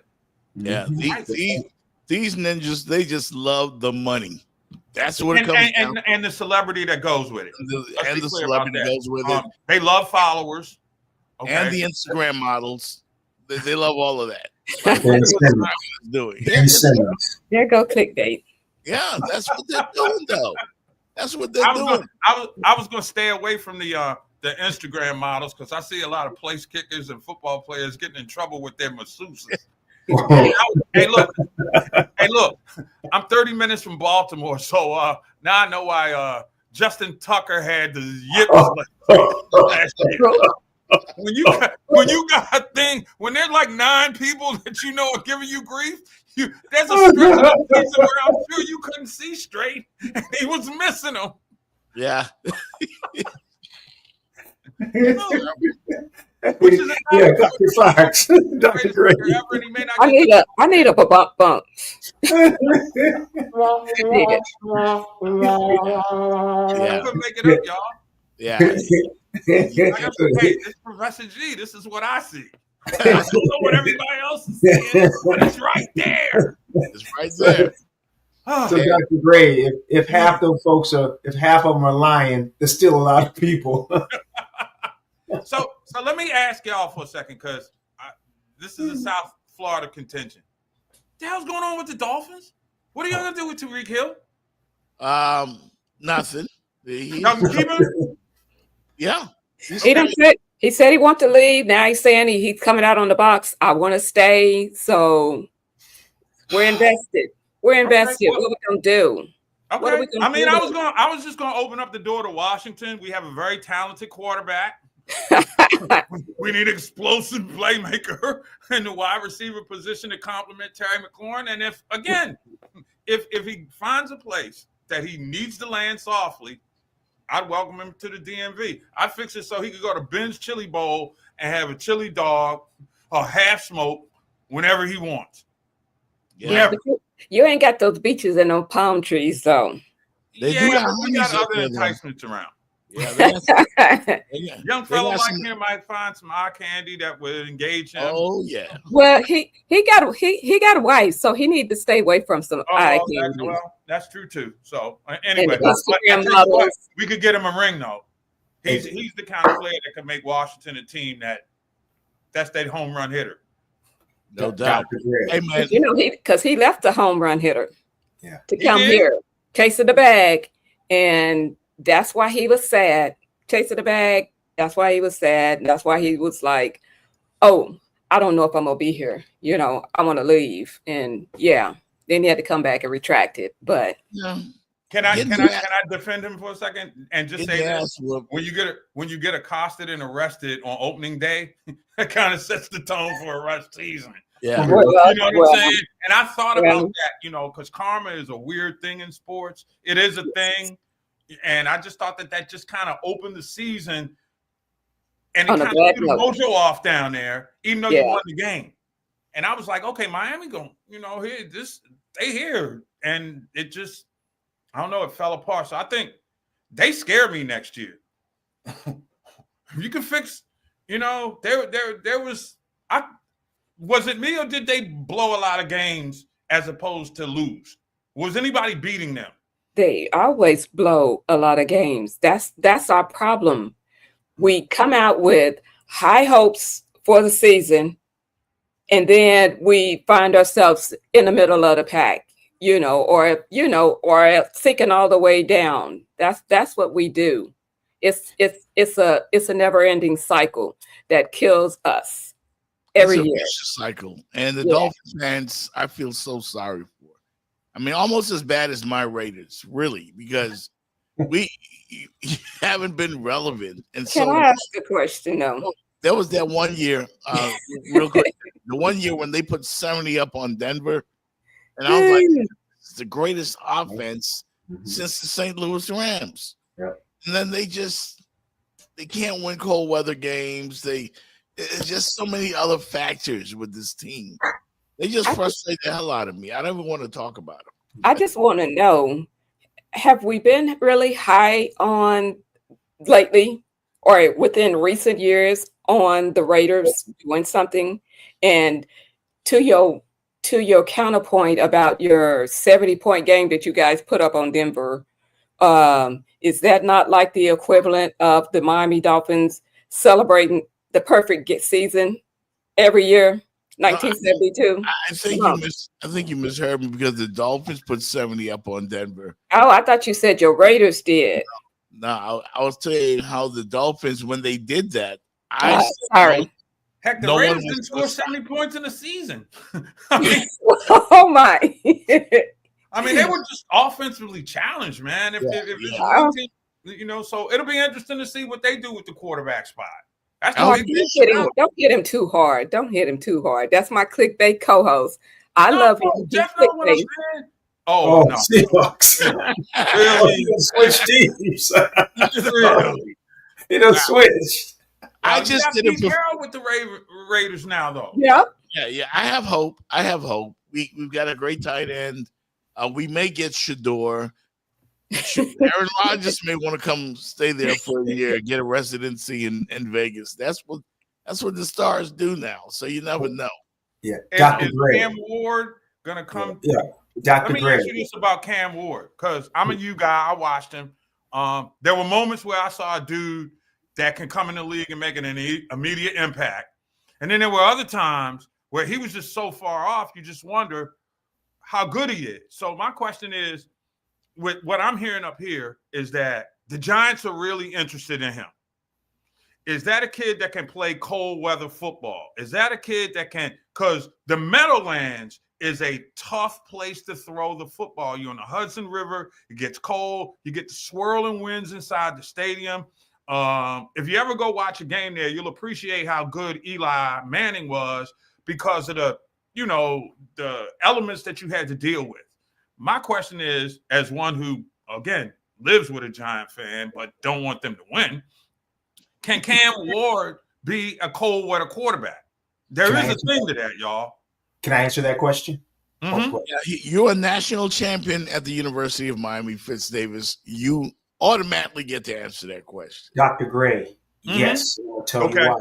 He played in Eastern Washington at Washington State for 2 years. They call that the Palouse, very close to Spokane, Washington. Gets cold up there, and they've had some bad weather games when they would play at the University of Washington at that time when they were in the Pac-12. So he's seen the weather in Oregon. He's seen it in Eastern Washington. He's a Texas kid, but he can handle it.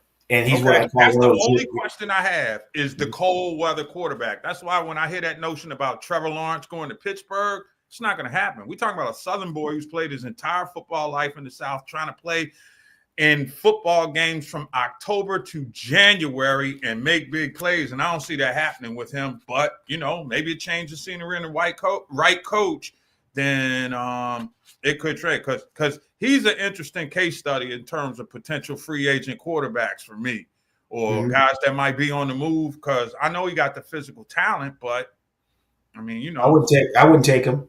I wouldn't take Trevor Lawrence. He was on a stacked team at Clemson. He wasn't asked to do much there. And then they gave him a bag at Jacksonville. And what did he do to deserve that?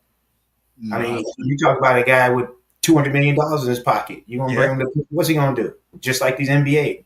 Nah. But Shador and Cam could play in New York. Shador's been out there in Colorado. Weather's kind of funky out there. Yeah. Okay. But they got the big personalities for the big stage. Yeah. The one thing about Shador, his dad's got the biggest personality ever and has been a clutch performer. So I don't think you have to worry about him handling the moment. I don't think there are too many things that he hasn't seen by watching what his father went through and being coached by his dad. Yeah. That prepare him to potentially be an immediate starting quarterback who makes an impact, and haven't seen Jaden Daniels change the dynamics of a city. Okay. Not just the football program. He has given the city pride. I'm thinking Shador could be like that too. And that's good for the game, especially if it's in a town like New York. Right. Hey, I'm going to tell you why those two guys are can't miss. Cam Ward is a 0-star. He has a chip on his shoulder. He will play with that chip from henceforth. And let me tell you why Shador will work. If he even thinks about failing, what do you think his dad going to do to him? Son, I'm going to come over there and stick my foot. He has no choice but to succeed. You better get it together. He had to get rid of his last name. So Shador has no choice, Dr. Gray. He has to do it. Has to. Mark, what did you think about Cam Ward saying, if people don't draft me, yada, yada, yada, that conversation? What do you think about that? Something? That's what prompted this question. It was like, woo. I was like, he doubling down, but he better be ready. And you want your quarterback to be the alpha male. You want the dude to go in there. And you know what I'm saying, Fitz? Hey, you want, because there was a defining moment in a Georgia football game this year with their quarterback. And I saw one of their defensive linemen have to go up to him and say, look me in my eye and tell me that you're all right. I knew Carson Beck was whack after that. I was like, done. I was like, dude, if you the quarterback, the alpha male, and one of your teammates has to look you in the eye, you shouldn't be that dude. So I knew Carson Beck was done at that moment. What you're talking about is a guy that can rally the troops, who is tough, who's not going back down. My question has never been about physical tools or intelligence. It's just that if he goes to New York, that's a very tough place to throw the football. If he got that, he can run that team. Now, the other side is when it comes to making good football decisions, the Giants are functionally illiterate. And I got 2 words for that, and it would be Saquon Barkley. Enough said. Oh, my right? goodness. You all right? Remember, he embarrassed Saquon too. Remember that? Yeah. They put it all out there on blast. All right, well, go out there and find yourself a team, and we'd love to have you back if you can. And what happened? He won the Super Bowl. Yeah. Okay. That backwards hurdle was everything for me. Oh, I'll be talking about that like forever. That was what they say, video games moments. That was just everything for me. when Jeff. Saquon touched the ball in the NFC Championship game and went 80 yards, I started drinking. I knew it was over then. I knew it was over then, man. And I just hope the guy. I'm happy for him because he got injured playing on that rough turf in New York. Disrespected. He'd never be that good, and he came back and got his. So you look at the Eagles, man. Philadelphia. What a great story! What a great story! Yeah, but you look at Philly as a town. It's sandwiched in between New York and DC. It's kind of like the forgotten big city, right? Mm-hmm. So when they get a chance to win, and you have 2 underdogs like Jalen Hurts and Saquon Barkley, it gives you a reason to buy in. Yeah, right? The whole Rocky dynamic. I mean, it was a perfect storm. It really was. You know, it is. So we've seen how the big quarterback, and I wasn't a believer that you could change a franchise like that. But I think Cam Ward and Shedeur are those type of dudes. Yeah. It'll be interesting to see who they connect with as an offensive coordinator or quarterback guru to get in their ear. That has a lot to do with it. But all things being, talent-wise, I don't have no problem. Shedeur, I feel good because he did his, stint 2 years playing in Colorado. It gets pretty cold out there. If you tell me that Cam Ward can play in cold weather, I'm telling you, he's the number 1 pick. Yeah. I'm sorry. He can do it all. He can do it all, man. I've seen him. He's special. He is special. He just does not panic. He does not get rattled. And he's a kid. Right. He doesn't get rattled, man. Like at all. So I like that kid a lot, man. I really, really do, and I'm pulling for him. So I think you guys are pretty much set up in the DMV with the Jay Daniels kid. Like the season he had, I saw it coming. I'll tell you this, Mark. I wanted him really bad in Vegas because he and Antonio Pierce, they had a history. I think back to Arizona State, wasn't it? Arizona State, yeah. And I was hoping the Raiders would have drafted him, but the GM, they wouldn't let Antonio do what he needed to do. And that's not even something we should elaborate on. But right, that was doomed to begin with. But if you can be a franchise and get yourself one of these young guys like you guys did, and you guys came within the whisker of the Super Bowl, okay? Crazy. Kid, it's crazy. And I saw the year you guys had. I saw how you guys were carrying on in your own household, like how excited everybody was, and it reinvigorated the whole city. Jeff, are you ready for this? I can only pray for this in the 305. Love to see Dolphin fans or Hurricane fans get that excited again. Right. We were excited as Hurricane fans early in the season. And we knew Mario couldn't do it. Don't go there, Doctor. Dr. Gray. Jeff, let me tell you, Dr. Gray's feeling so good. There's a chance you could see Baltimore against Washington in the Super Bowl. They got the quarterbacks. Yeah. They're close. Both teams are really good. They are. Am The I Ravens off are a base? good team. That game could happen. It could, and I would be there. But the bottom line is, Baltimore should have been to the Super Bowl the last 2 years. There's something going on the sidelines and in the press box that we don't understand. And then also the massage parlor thing. I didn't think that might have been what it was. Succumb to the terror of the disrespected masseuse. Didn't he miss a lot of field goals this year too? Wasn't this one of his He worst went seasons? through a stretch where he cost him like 3 games because he couldn't make field goal. Now here's the deal. You got one job. He was automatic from 50 yards in for his entire career. Yes. When you start missing 5 and 6 in a row, and we were like, okay, I gave him the benefit of the doubt on a couple of talk programs because I thought that with the new strategy in terms of kickoffs, a lot of guys lost. It's like losing your swing in golf. I thought he just kind of lost his swing. Well, apparently he was swinging too far because, he might need a shorter club. Hey, Jenny, do you know up until this year, Justin Tucker, I do believe, had the NFL record for accuracy. It was 90 He's the plus. most accurate kicker in the history of NFL, and then he started missing kicks all during the season. We can't figure out why. Well, now we know. He's busy hitting other things. He's busy hitting other things. My thing is like, all right, you cut Ray Rice, right? Remember what happened with Ray Rice? Yeah. Now again, it was physical. It was caught on videotape. Yeah.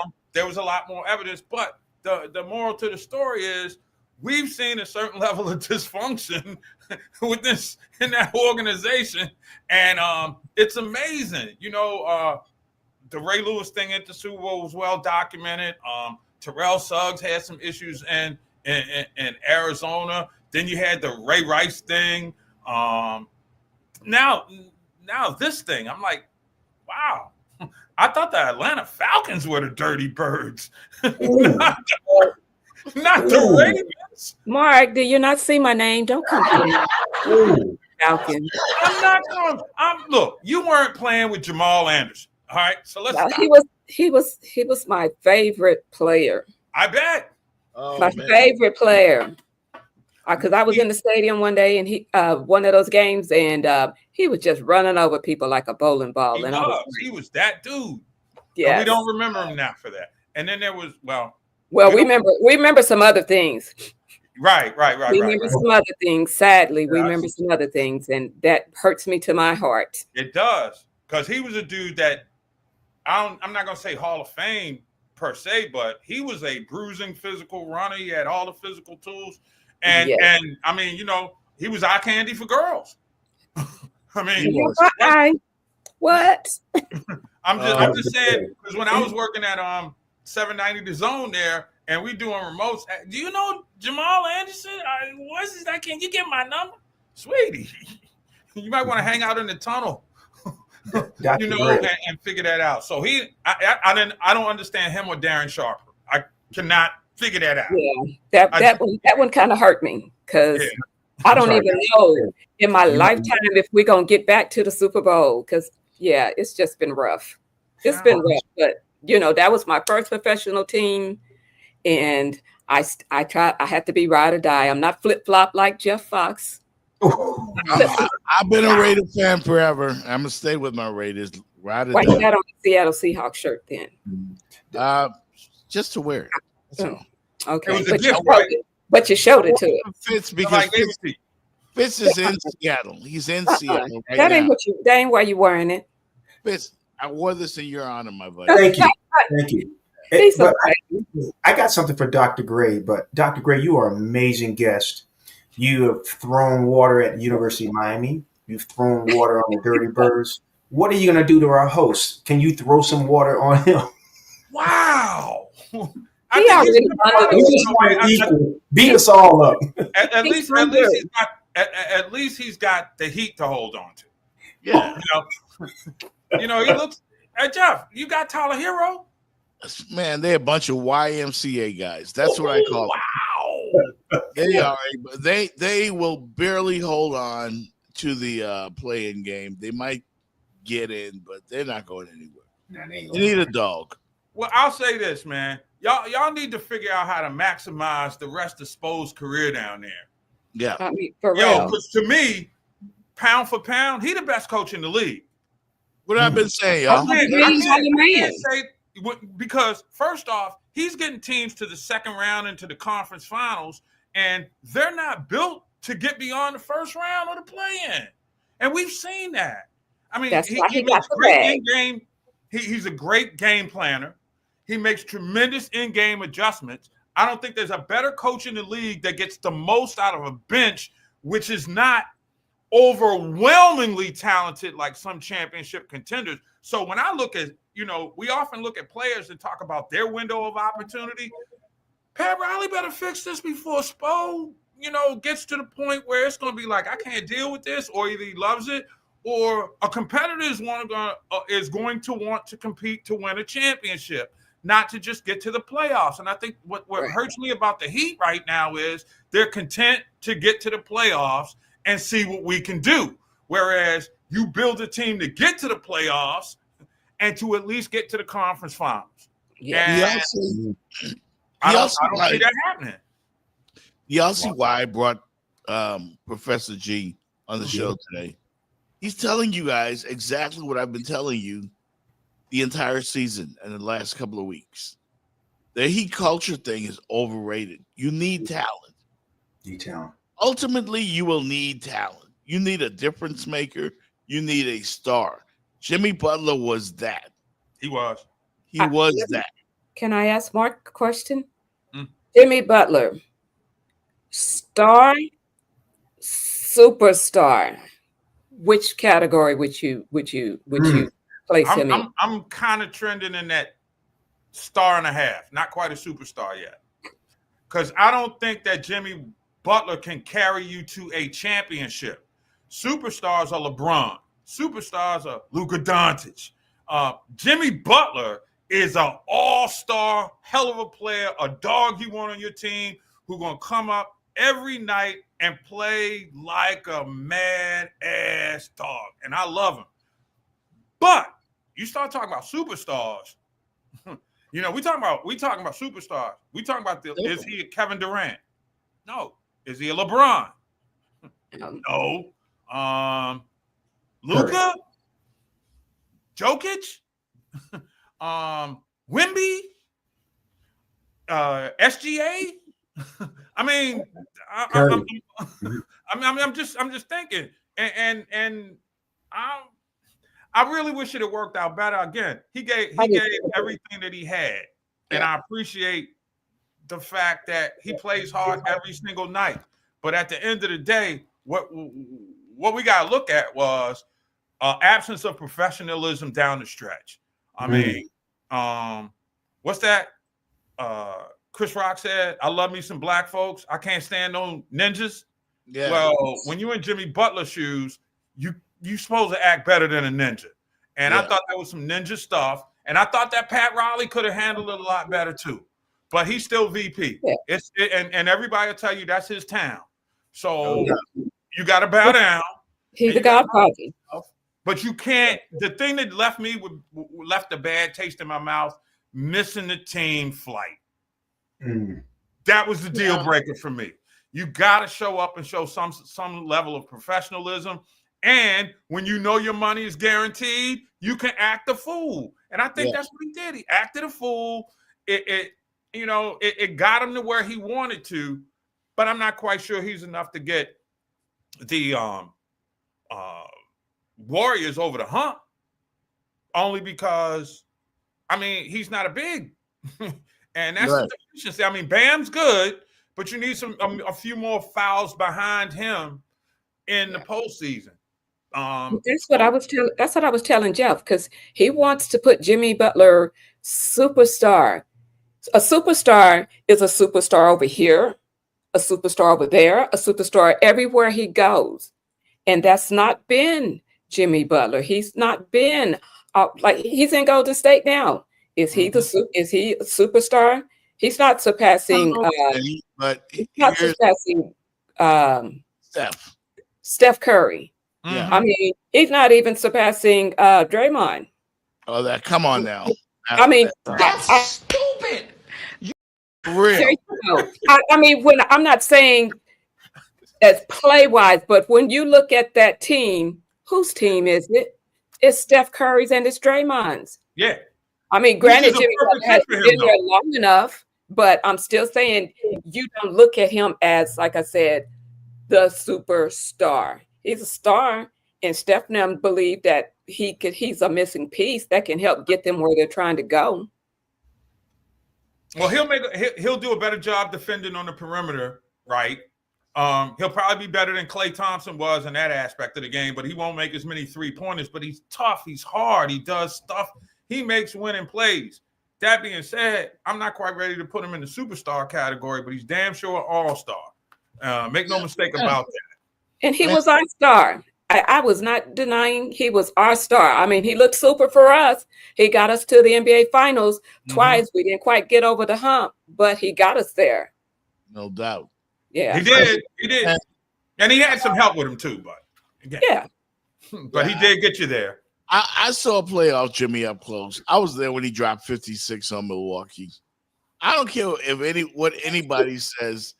His jersey belongs in the rafters. I will always love Jimmy, whether he want to act like an a-hole or not. I'm on his side, man. I hear you. I don't hate the guy for standing on his principle. I just hate the way that it ultimately made it look. And again, to me, I was right there with him until he missed the flight. Yeah. Once you missed the flight, that was dereliction of duty. And I can't support that, especially when you're making the amount of money that he is. Yeah. Mark, what do you think? Will Jimmy Butler's jersey make it up into the Heat rafters? Nope. I don't think so. And it has nothing to do with the play on the floor. Definitely not. It will be the hard feelings I got some short from memory. the organization and spite from Pat Riley. Hell hath no fury like an Irish man scorn. Like See a that, J Fox? What about LeBron? Short LeBron memory. left on some circumstances as well. What about LeBron's? You think LeBron's jersey, since he helped us win 2 rings, is it going? Not going? I mean, he definitely can't go up in there with no 23. When he retires from the And NBA. you talk about in the American Airlines arena as retired by the Heat? Yeah. I don't know. That's a tough question. Dude, he went 4 years. And I'm not going to say he doesn't deserve it. Don't get it twisted. But again, it was about the departure and the spite as long as Pat Riley's there. Now, if you want to, posthumous Riley, you know what I'm saying? Maybe. Yeah. But when he's the king on that throne, I don't think either one of those two dudes is going to get their props because I think they were like hired guns.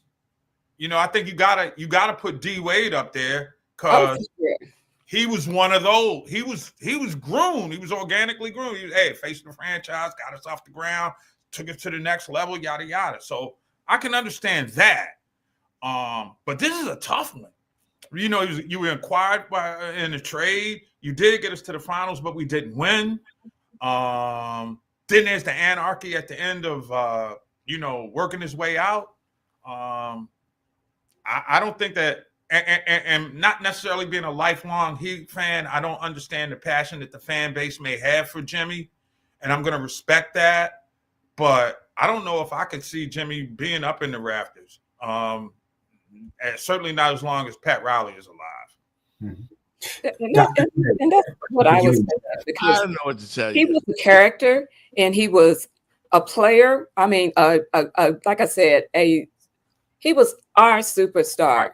But the way it ended, that to me, that was just it left a lot of sour grapes, and it brought a lot of negative attention to Miami. That it's gonna take a while for us to get over that. Yeah. Jeff, Get over it, Jenny. Get over it.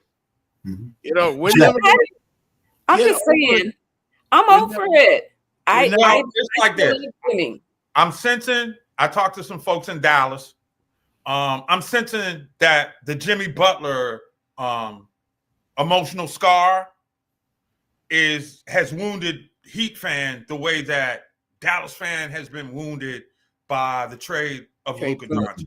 Luka, yeah. You know what I'm saying? Yeah. So it's like Jimmy's now East Coast Luka.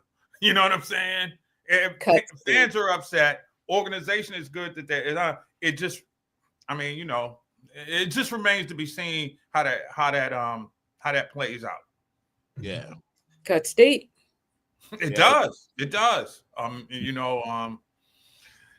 It's hard to get, fans develop attachments to players, personalities, teams, and so forth. And this was just devastating, a devastating moment to Miami. I hated watching it play out. I like Jimmy Butler, I used to work with Jason Jackson at ESPN. So when I turn on the Heat, a little bit more than just, unless they're playing the Knicks, a little bit more than just fan watching. You know what I'm saying? I know people who are connected and have done some things down there that are really important. And it's a great basketball town, believe it or not. Riley got to loosen up a little bit, though. That's it. He too damn old school. That's my fault. My question would be to Jeff and you, Dr. Gray, even Jenny. Could you see a team like the Lakers making a play for Eric Spoelstra? He's a Hall of Fame coach, but let him run the Lakers, and he would have Luka as his cornerstone for the next decade. And again, Lakers are a preeminent franchise, them and the Celtics. But you watch what's going on. You both have talked about Pat Riley. I don't think he's going to give up any power anytime soon. But wouldn't that not be a boss move for the Lakers? Spoelstra, you run it. Hey. I put my little 5 cents in there before the professional, before I have to bow to this is what I'm saying. I'm saying no, because he's Heat culture. I know we're trying to throw Heat culture out the window, but I'm saying Heat culture. And I could see the next move for Eric Spoelstra is to slide into that Pat Riley spot, and then Pat Riley can kind of just go on to the sideline, because he's still going to be looking, and, as long as he's got his mind is intact, I can see him still just never going away until it's just obvious that it's time for him to go sit down somewhere. Yeah, and what the real boss move would have been?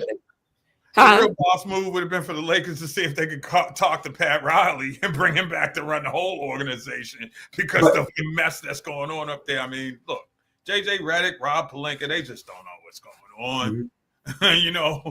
So, but I think Pat Riley learned by watching from Jerry Buss. My team, my control, I'm gonna run it my way. It works this way. He hadn't had as much success, but then again, it's a new league now. Free agency, guaranteed contract, stuff like that. You had a lot more control of your core players, and then Lakers could go out and just bring it in. It's everybody got salary cap. Things have evened out just a little bit. So all things considered, I just think that the Spoelstra move to LA would be the bomb move. I just don't think Spoelstra would do it because of his loyalty to Pat. I just don't. I think that would be something that would cut through that relationship, unless they make Spo VP. VP, and then Pat Riley got to say, "Son, I did what I was supposed to do. You can leave the nest now, and I love you." I mean, he's homegrown. He grew up in the film room. He did. Now in the $100 million man, like I said, I don't see him switching loyalties. He's got $100 million. I mean, you know what I'm saying? Mm-hmm. How much money can you get? And he's got the challenge. He doesn't have the pieces, and the challenge is making it work, getting to the finals when you don't have the players and the pieces. So I feel like he's got the challenge. He's got the money. And who doesn't want to live in South Florida? Like I said, homegrown. So I'm done. I just got his money, and you in South Florida, you don't have no state taxes. You got pretty good weather until hurricane season. Shucks. Come on, man. It ain't never nice thought, though, Fitz. Nice thought, but it's never gonna happen.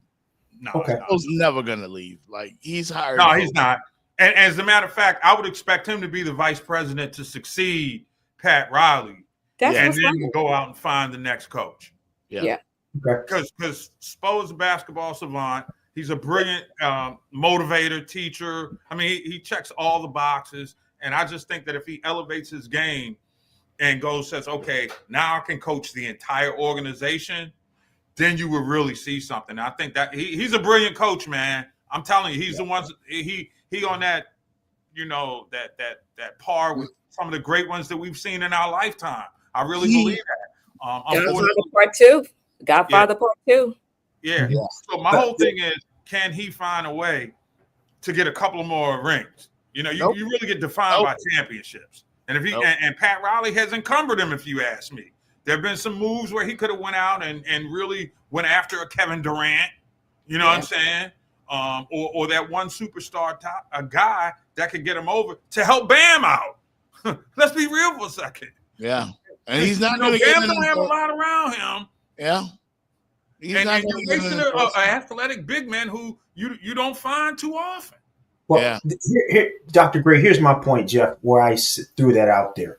I've been thinking Spo has been succeeding in lieu of Pat Riley. I just don't believe if Spoelstra had the purse strings, he would let those big three break up back then. But I just think Riley cast such a huge shadow. And I think we will always connect him with Spoelstra. And a lot of these guys have egos and they want to say, could I have done it on my own? If it was just me and you put me in Sacramento, could I have replicated the same success? And I just think, man, the Lakers, I would throw one out there. Just throw a number, Dr. Gray, that he's got to say no, but he got to talk to a few people before he say no. Well, didn't they try that with Danny Hurley? And Danny threw one at him. I bet he wish he was there now. Like he's going back to UConn. Yeah, but so you got to wonder if a pitch from the Lakers these days is still the way it was back when Dr. Bus was alive. The Lakers are still the Lakers. Yeah, I don't think so. I know this ain't. Hey, Jeff, this ain't Showtime Lakers. It's LeBron and the Pips. Only the Lakers could have gotten Luka. Only the Lakers could have gotten Luka. That's a boss move. Yes, that was a boss move. Well, but was it not Magic giving away Luka? Not the Magic taking him. Was Magic gave him away? It was a boss move. Regardless it was a boss move. It was. I would say it's more of a boss move or a non-boss move because we still can't believe that the Magic gave Luka away. So that's what I'm saying. Did Magic take him? I mean, they took him, but he was given. He was given to them. Who, Magic? Luka. Oh yeah. Well, Luka was in the same position that Jimmy Butler was with the Mavericks. All right, they just for whatever reason they say Luka didn't want to be in shape. They they were upset that he had torn his calf muscle and he was and all that. And we don't know if he's injury prone or if he's just lazy. But he is super talent. And you get an opportunity to add a talent, you do it. I'm not quite sure a team other than say maybe the Celtics or San Antonio maybe would have been a suitor for Luka. But they were entertaining. It's what I was hearing, that they were only entertaining LA. The Lakers are the Lakers. That's my point. Like, what do you guys don't get? Like, the Lakers have always done this. Don't disrespect the doctor. Jabbar, LeBron, Shaq. Like, remember Shaq was right. Exactly. Like, this is what the Lakers do. This is what the Lakers do. That's my point. Why I'm with you. Well, that's what the Lakers used to do when they were run by, organization that wasn't operating like the Kardashians. I mean, I'm just thinking to myself at this moment, man. I'm like, dude, for real? This is not the Lakers that we respected as an organization. And I'm just saying, Boston has gotten back because you had Brad Stevens that set the tone at the top of the organization when Danny Ainge left and they moved him up. Okay? I don't see that happening here. And that's the thing that's perplexing to me. Teams that have a long-term game plan for the organization are the teams that are most successful and they remain consistent contenders. Hey, real quick, man, we about to get up out of here. Give me your dark horse in the Eastern Conference and your dark horse in the West. Not who you think is going to win it all, but your dark horse in each conference. Teams that we need to keep an eye on that you're afraid of. So would you consider Golden State a dark horse when you consider how good Oklahoma is and No, Memphis I don't believe in Golden and State. all that? Huh? No. You're I not don't buying believe in in- it? No, OKC? I'm not buying them. They pretty good, man. And OKC, I think they're favorite. I think now it depends on how we define a dark horse. I could make a compelling argument that Denver's a dark horse. That's better. Okay, only because of their rep. But you got a former Finals MVP, right? You got a multiple league-wide MVP, and then you got a guard in Jamal Murray who is sick like that. So Scary good. He's just sick like that. yeah, he is. So I'm like in the motion right now where it's like, okay, I'm going to buy in, and I'd have to say either I really think Golden State is a sleeper. And I'm going to tell you why. You never know if Jimmy Butler and Steph Curry are going to get hot at the same time. The league don't want that, and the West is not prepared for that. Okay, and I'm not quite sure it's going to happen, but if it does, you got Draymond, who's the Swiss Army knife, Jimmy Butler, a dog. Steph is putting people to sleep in the mainland the way he did in France. Okay, they can do they're it. going to need a wing. They're going to need another wing to step up, and that's all. They thought it was Harrison Barnes. They thought it was Kuminga. I don't know where that is, but I think they could be a sleeper. And in the East, Good choice. In the East, health-wise, it could be Milwaukee if they can stay healthy. Let's be real for a second. We got, and then there's the Doc Rivers factor on the bench, which is always egomaniacal, if you will. But as I look at it, in the Eastern Conference, I can't put the Knicks in as a favorite, so I'd make them as a dark horse because they can't beat Boston. But if things shake out and and remember the playoffs are about matchups. As they say in boxing, styles makes fights. Yep. How does the regular season play out? But I like the Knicks. I like Cleveland. And I'm not quite sure I'm going to go any farther than that because the Nets and Philadelphia have been so disappointing. You might as well just go ahead and I wouldn't even mention to the compost table. You know what I'm saying? Hey, that's compost. Yeah. We're going to spread it out and grow veggies next year. I would love to see the Knicks in the finals. I really would. Possible. I would love to see the Knicks just for their fan base. But it's wide open, man. I will say this. The playoffs can save the reputation of the NBA if they are exciting. The NBA this year needs the playoffs to validate itself because we're losing Kenny, Ernie, Shaq. You know what I'm saying? Well, they got the deal. And that's big, man. That's big because those are personalities. You know how you bond. You do know that they're going to ESPN, right? I did not know that. But I thought I heard that. Because I heard Barkley did not want to go. I thought Ernie was stepping down too. They're all going to ESPN. No, I thought I seen this recently that Ernie was stepping down. I mean, he's not. I'm pretty sure. I would bet my neighbor's cat on it that the lives.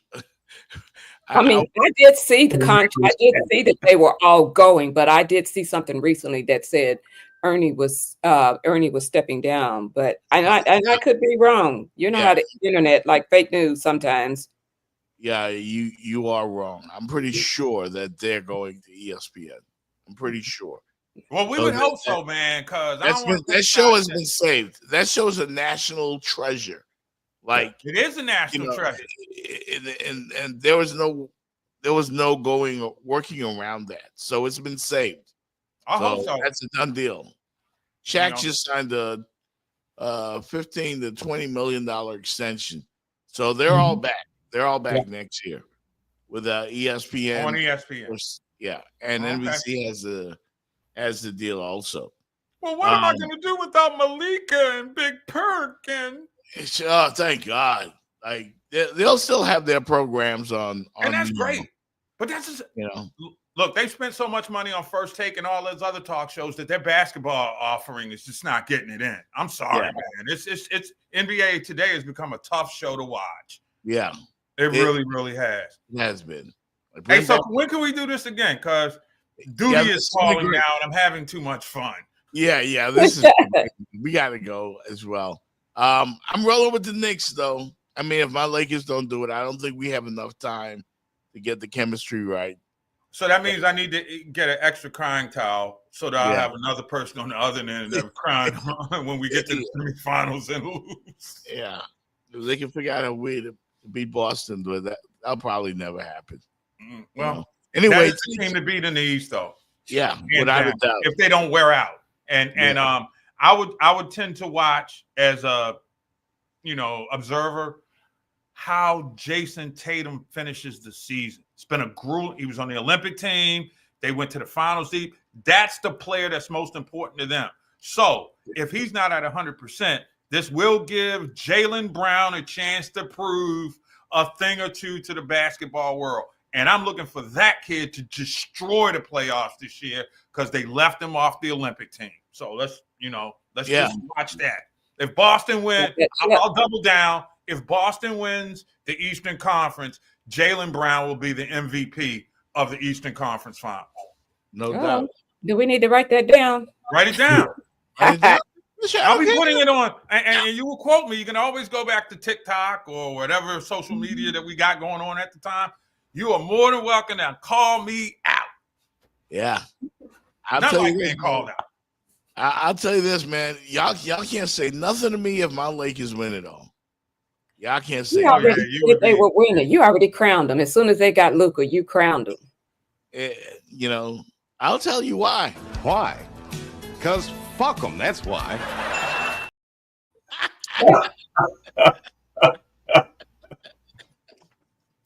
Hey, man, it's been a fun show. We got to go. Professor G, thank you so much, man. Let everybody know about MLBBro.com real quick before we get about it here, please. Check out MLBBro.com. We cover Black American baseball players, past, present, and future. And be looking for the MLB Bro TV show to launch in late March on HBCU Go. And for 30 weeks, we're going to have some new stuff in there. And who knows, man? Hopefully they start playing baseball again in Miami. Okay. Yeah. Then you're going to come see us then, right? Absolutely. Hey, look, I'm trying to get down there beforehand, but there's something about TSA that has me a little worried.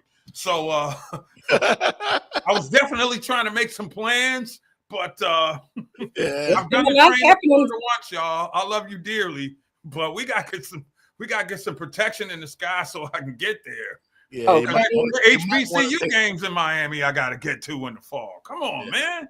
Might want to take Greyhound. Hey, much love, man. Good meeting you, Fitz, man. Don't be no stranger, bro. Yeah, for real. I'll be good, man. I think anybody who's down with the U is down with me. No doubt. And if you can find me a shooting shirt down there, Jeff, with the U on it. Yeah, got you. Y'all hey, be much good, love, man. Great love. being with y'all, and holler at me anytime. No doubt. Thanks a lot. Good to see you again, Mark. Always a pleasure, JJ. Hey, good to meet you, Fitz. Jeff, we be in touch, bro. All right, love.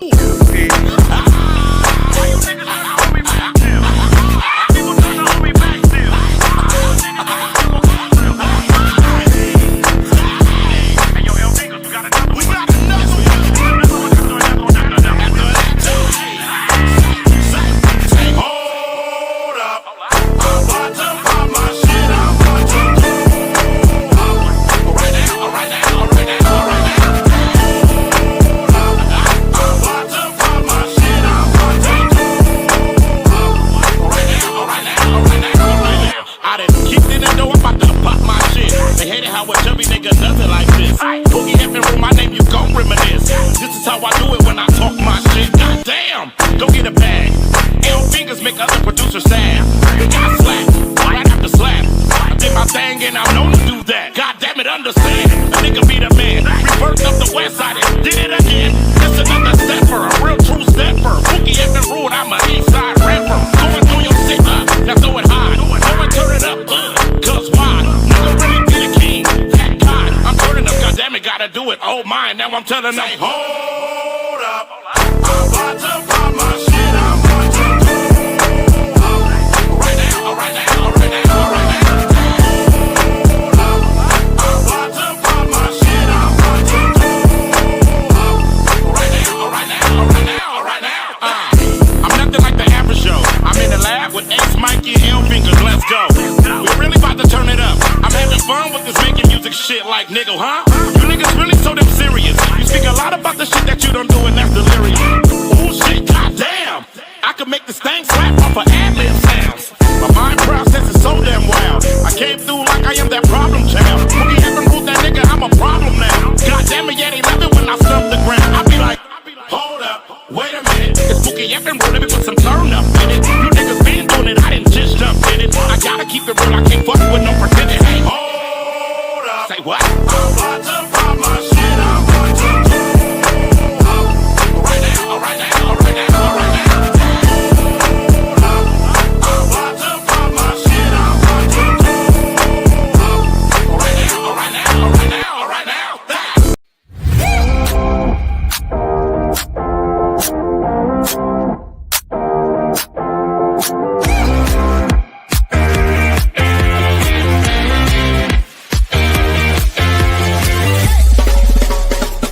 The Jeff Fox Show, brought to you by Remix Sports Media.